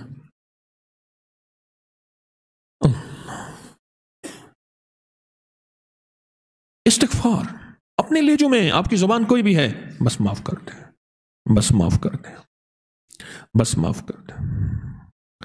بورے والا میں ایک جگہ میں گیا، بہاڑی بورے والا یہ پٹی ہے. میں وہاں گیا تو ایک صاحب کی گاؤں میں دکان تھی. اچھا کوئی نماز تسبیح وغیرہ کی کوئی ترتیب اس کی زندگی میں نہیں تھی. آخری وقت میں اچانک دل میں تکلیف ہوئی، اور دل میں تکلیف ہونے کے بعد اس کو لے گئے، راستے میں کہہ رہا تھا اللہ معاف کر دے، اللہ تو کریم ہے معاف کر دے. لفظ کریم کہتا تھا، اللہ تو معاف کر دے، کریم معاف کر دے. میں شیخ الحدیث رحمۃ اللہ علیہ کا جب آخری وقت تھا تو بار بار فرما رہے تھے یا کریم یا کریم. پوچھا حضرت کریم کیوں فرماتے ہیں؟ فرمایا ساری عمر کی عبادت نہیں، بس اس کی کریم ہی مانگتا ہوں، بس ساری عمر کی عبادت نہیں، اس کی بس کریم ہی مانگتا ہوں. تو وہ کہتا تھا اللہ کو معاف کر دے، فوت ہو گیا جوانی میں، میرا ہی ہم عمر تھا، آج سے اس کو بھی فوت ہو گیا، کوئی 15-18 سال فوت ہو گیا۔ کسی نے بعد میں پوچھا کہ کیا ملا، کیسے بخشش ہوئی؟ کہنے لگا بکری نے بخشوا دیا، دکان تھی، میرا آٹا پڑا تھا، آٹے کی بوری میں آ کے بکری کھانے لگی، میں نے کہا چلو کھا لے، بیچارے بھوکھی ہوگی، اس نے میرا آٹا کھا لیا، دکان تھی نا گاؤں کی، اس نے میرا آٹا کھا لیا، بس وہ اللہ پاک سے عرض کیا کہ مولا اس نے میرا پیٹ بھرا تھا تو اس کو بخش دے، پھر اللہ نے بکری کی مجھے بخش دیا۔ چل استغفار کر لیں، امت کے لیے، انسانیت کے لیے، عالم کے لیے استغفار۔ یہ کتنے ایسی کمیاں کوتاہیاں ہوتی ہیں، میں پھر آپ کو ایک استغفار کا عمل بتاتا ہوں۔ میں یہ رجب کا جو مہینہ ہے، جبریل پکار کے کہتا ہے کہ لوگوں کون سا مہینہ آ گیا؟ توبہ کے مہینے کا چاند نظر آ گیا۔ جبریل یہ لفظ کہتے ہیں، ابھی میں نے آپ کو حدیث کی کتاب سے حدیث مبارک سنائی ہے۔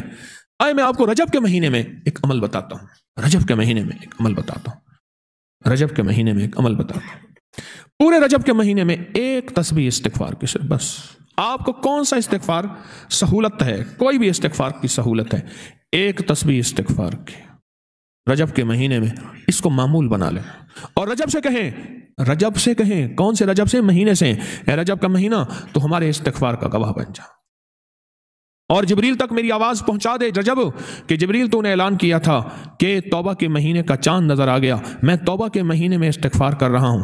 اب کہنی کچھ چیزیں ہیں وہ ذرا سن لیں، جو استغفار کے بعد اور استغفار کے دوران جو اللہ سے ایک تسبیح استغفار کی، ایک تسبیح بس، جو باتیں کہنی ہیں نا وہ سن لیں ذرا۔ اے اللہ تیرے وعدے ہیں استغفار کرنے والوں کو رزق ملتا ہے، اے اللہ رزق عطا فرما۔ اللہ تیرے وعدے ہیں استغفار کرنے والوں کو بارشیں ہوتی ہیں، اللہ مجھ پہ رزق کی بارش، صحت کی بارش، برکت کی بارش، بیٹوں کی بارش، نعمتوں کی بارش، رحمت کی بارش، مغفرت کی بارش، بخشش کی بارش، پھلوں کی بارش، اور اے اللہ رزق، صحت، اے اللہ بارشیں عطا فرما۔ اور اللہ تیرا وعدہ ہے قرآن میں استغفار کرنے والوں کو نہریں ہوتی ہیں، اے اللہ میرے لیے رزق، رحمت، برکت کی نہریں اللہ سے نہ کہیں، اور اللہ استغفار کرنے والے کس لیے تیرا غصہ ٹھنڈا ہو جاتا ہے، مولا تجھے بہت ناراض کیا جس کی وجہ سے عذاب کے فیصلے ہیں، معاف کر دے۔ استغفار کرنے والوں کے لیے جو نعمتیں ہیں، اللہ سے باتیں بھی کرتا جا، دل میں استغفار بھی کرتا جا، دل میں باتیں بھی، تصور میں باتیں، زبان سے استغفار، غور سے سمجھے میرے، دہرائیں میرا لفظ، تصور میں باتیں، تصور میں باتیں اور زبان سے استغفار۔ اچھا کرتے جائیں، رجب کے مہینے میں ایک تسبیح پڑھ لیں، بس 5 منٹ لگتے ہیں سارے، ایک تسبیح پڑھ لیں اور ساتھ اللہ سے مانگتے بھی جائیں۔ یقین جانیے سوچ نہیں سکتے اس رجب کے مہینے میں آپ کتنی بلائیں، آفتیں، مصیبتیں، پریشانیاں، تکلیفیں، ناکامیاں جو زندگی میں میری شاید، وہ زندگی میں میری شاید میری زندگی کا حصہ ہیں یا پھر کبھی مجھ سے اس سے نجات نہیں ملے گی، وہ ساری مصیبتیں میری دور، پریشانیاں دور، ناکامیاں ختم، ایک تسبیح استغفار کی۔ اور اگر آپ زیادہ چاہتے ہیں نا، اور زیادہ چاہتے ہیں ایک تسبیح استغفار کی، پھر امت کے لیے سارے عالم کی نیت کر کے کہیں، اے اللہ کتنے لوگ ایسے ہیں جو پریشان ہیں، دکھیارے ہیں، غم کے مارے ہیں، ناکام ہیں، اللہ ان کی مصیبتیں بھی ٹال دے، اللہ ان کی پریشانیاں بھی دور کر دے۔ وہ بندہ نہیں سنا تھا، کہنے لگا جہاں کیل پڑا ہوتا ہے میں کیل اٹھا لیتا ہوں کہ کسی کے ٹائر، تو میرے مہینوں میرا ٹائر پنکچر نہیں ہوتا، کیوں؟ جو دوسروں کے کانٹے چنتا ہے، قدرت کا نظام اس کے لیے کانٹے نہیں بچھاتا، جو دوسروں کے کانٹے چنتا ہے، جو دوسروں کے کانٹے چنتا ہے۔ اگر آپ بہت بڑی دعا چاہتے ہیں پھر انسانیت کے لیے دعا کریں، لوگوں کے لیے دعا کریں۔ اس لیے کہتا ہوں دن رات مشن بنا لیں کہ میں نے اپکری سوشل میڈیا ویب چینل اپکری کو سبسکرائب کرنا ہے، دن رات مشن بنا لیں۔ کیا پتا میری کون سی پوسٹ، کون سا بول کسی کو لگے، اس کی مصیبت دور ہو، اس کی پریشانی دور ہو، اس کی ناکامی ختم ہو۔ اپنا مشن بنا لیں۔ اسی طرح استغفار کرتے ہوئے، استغفار کرتے ہوئے ہم اپنا مشن بنا لیں، استغفار کرتے ہوئے اپنے مزاجوں اور اپنی طبیعتوں میں یہ بات ڈھال دیں، اپنے مزاجوں اور طبیعتوں میں یہ بات ڈھال دیں۔ تو استغفار کون سا کریں گے، اکیلا اپنا یا جی اللہ والے؟ کون سا استغفار کریں گے؟ ایسا استغفار، کوئی بھی استغفار کریں، پر ایسا استغفار چاہے استغفر اللہ یا استغفر اللہ العظیم یا رب اغفر وارحم وانت خیر الراحمین، یہ بھی استغفار ہے۔ ہاں لا الہ الا انت سبحانک انی کنت من الظالمین استغفار ہے۔ کوئی استغفار کریں، اللہ سے باتیں بھی ہوں، تصور بھی ہو، استغفار ہو۔ اور اگر انسانیت کو، امت کو، سارے عالم کو سامنے رکھ کے کریں گے، لوگوں کی خیر مانگیں گے، لوگوں کے لیے بھلائیاں مانگیں گے اور لوگوں کے لیے توبہ استغفار کریں گے، اللہ کہے گا اچھا اتنا بڑا ہمدرد بنتا ہے،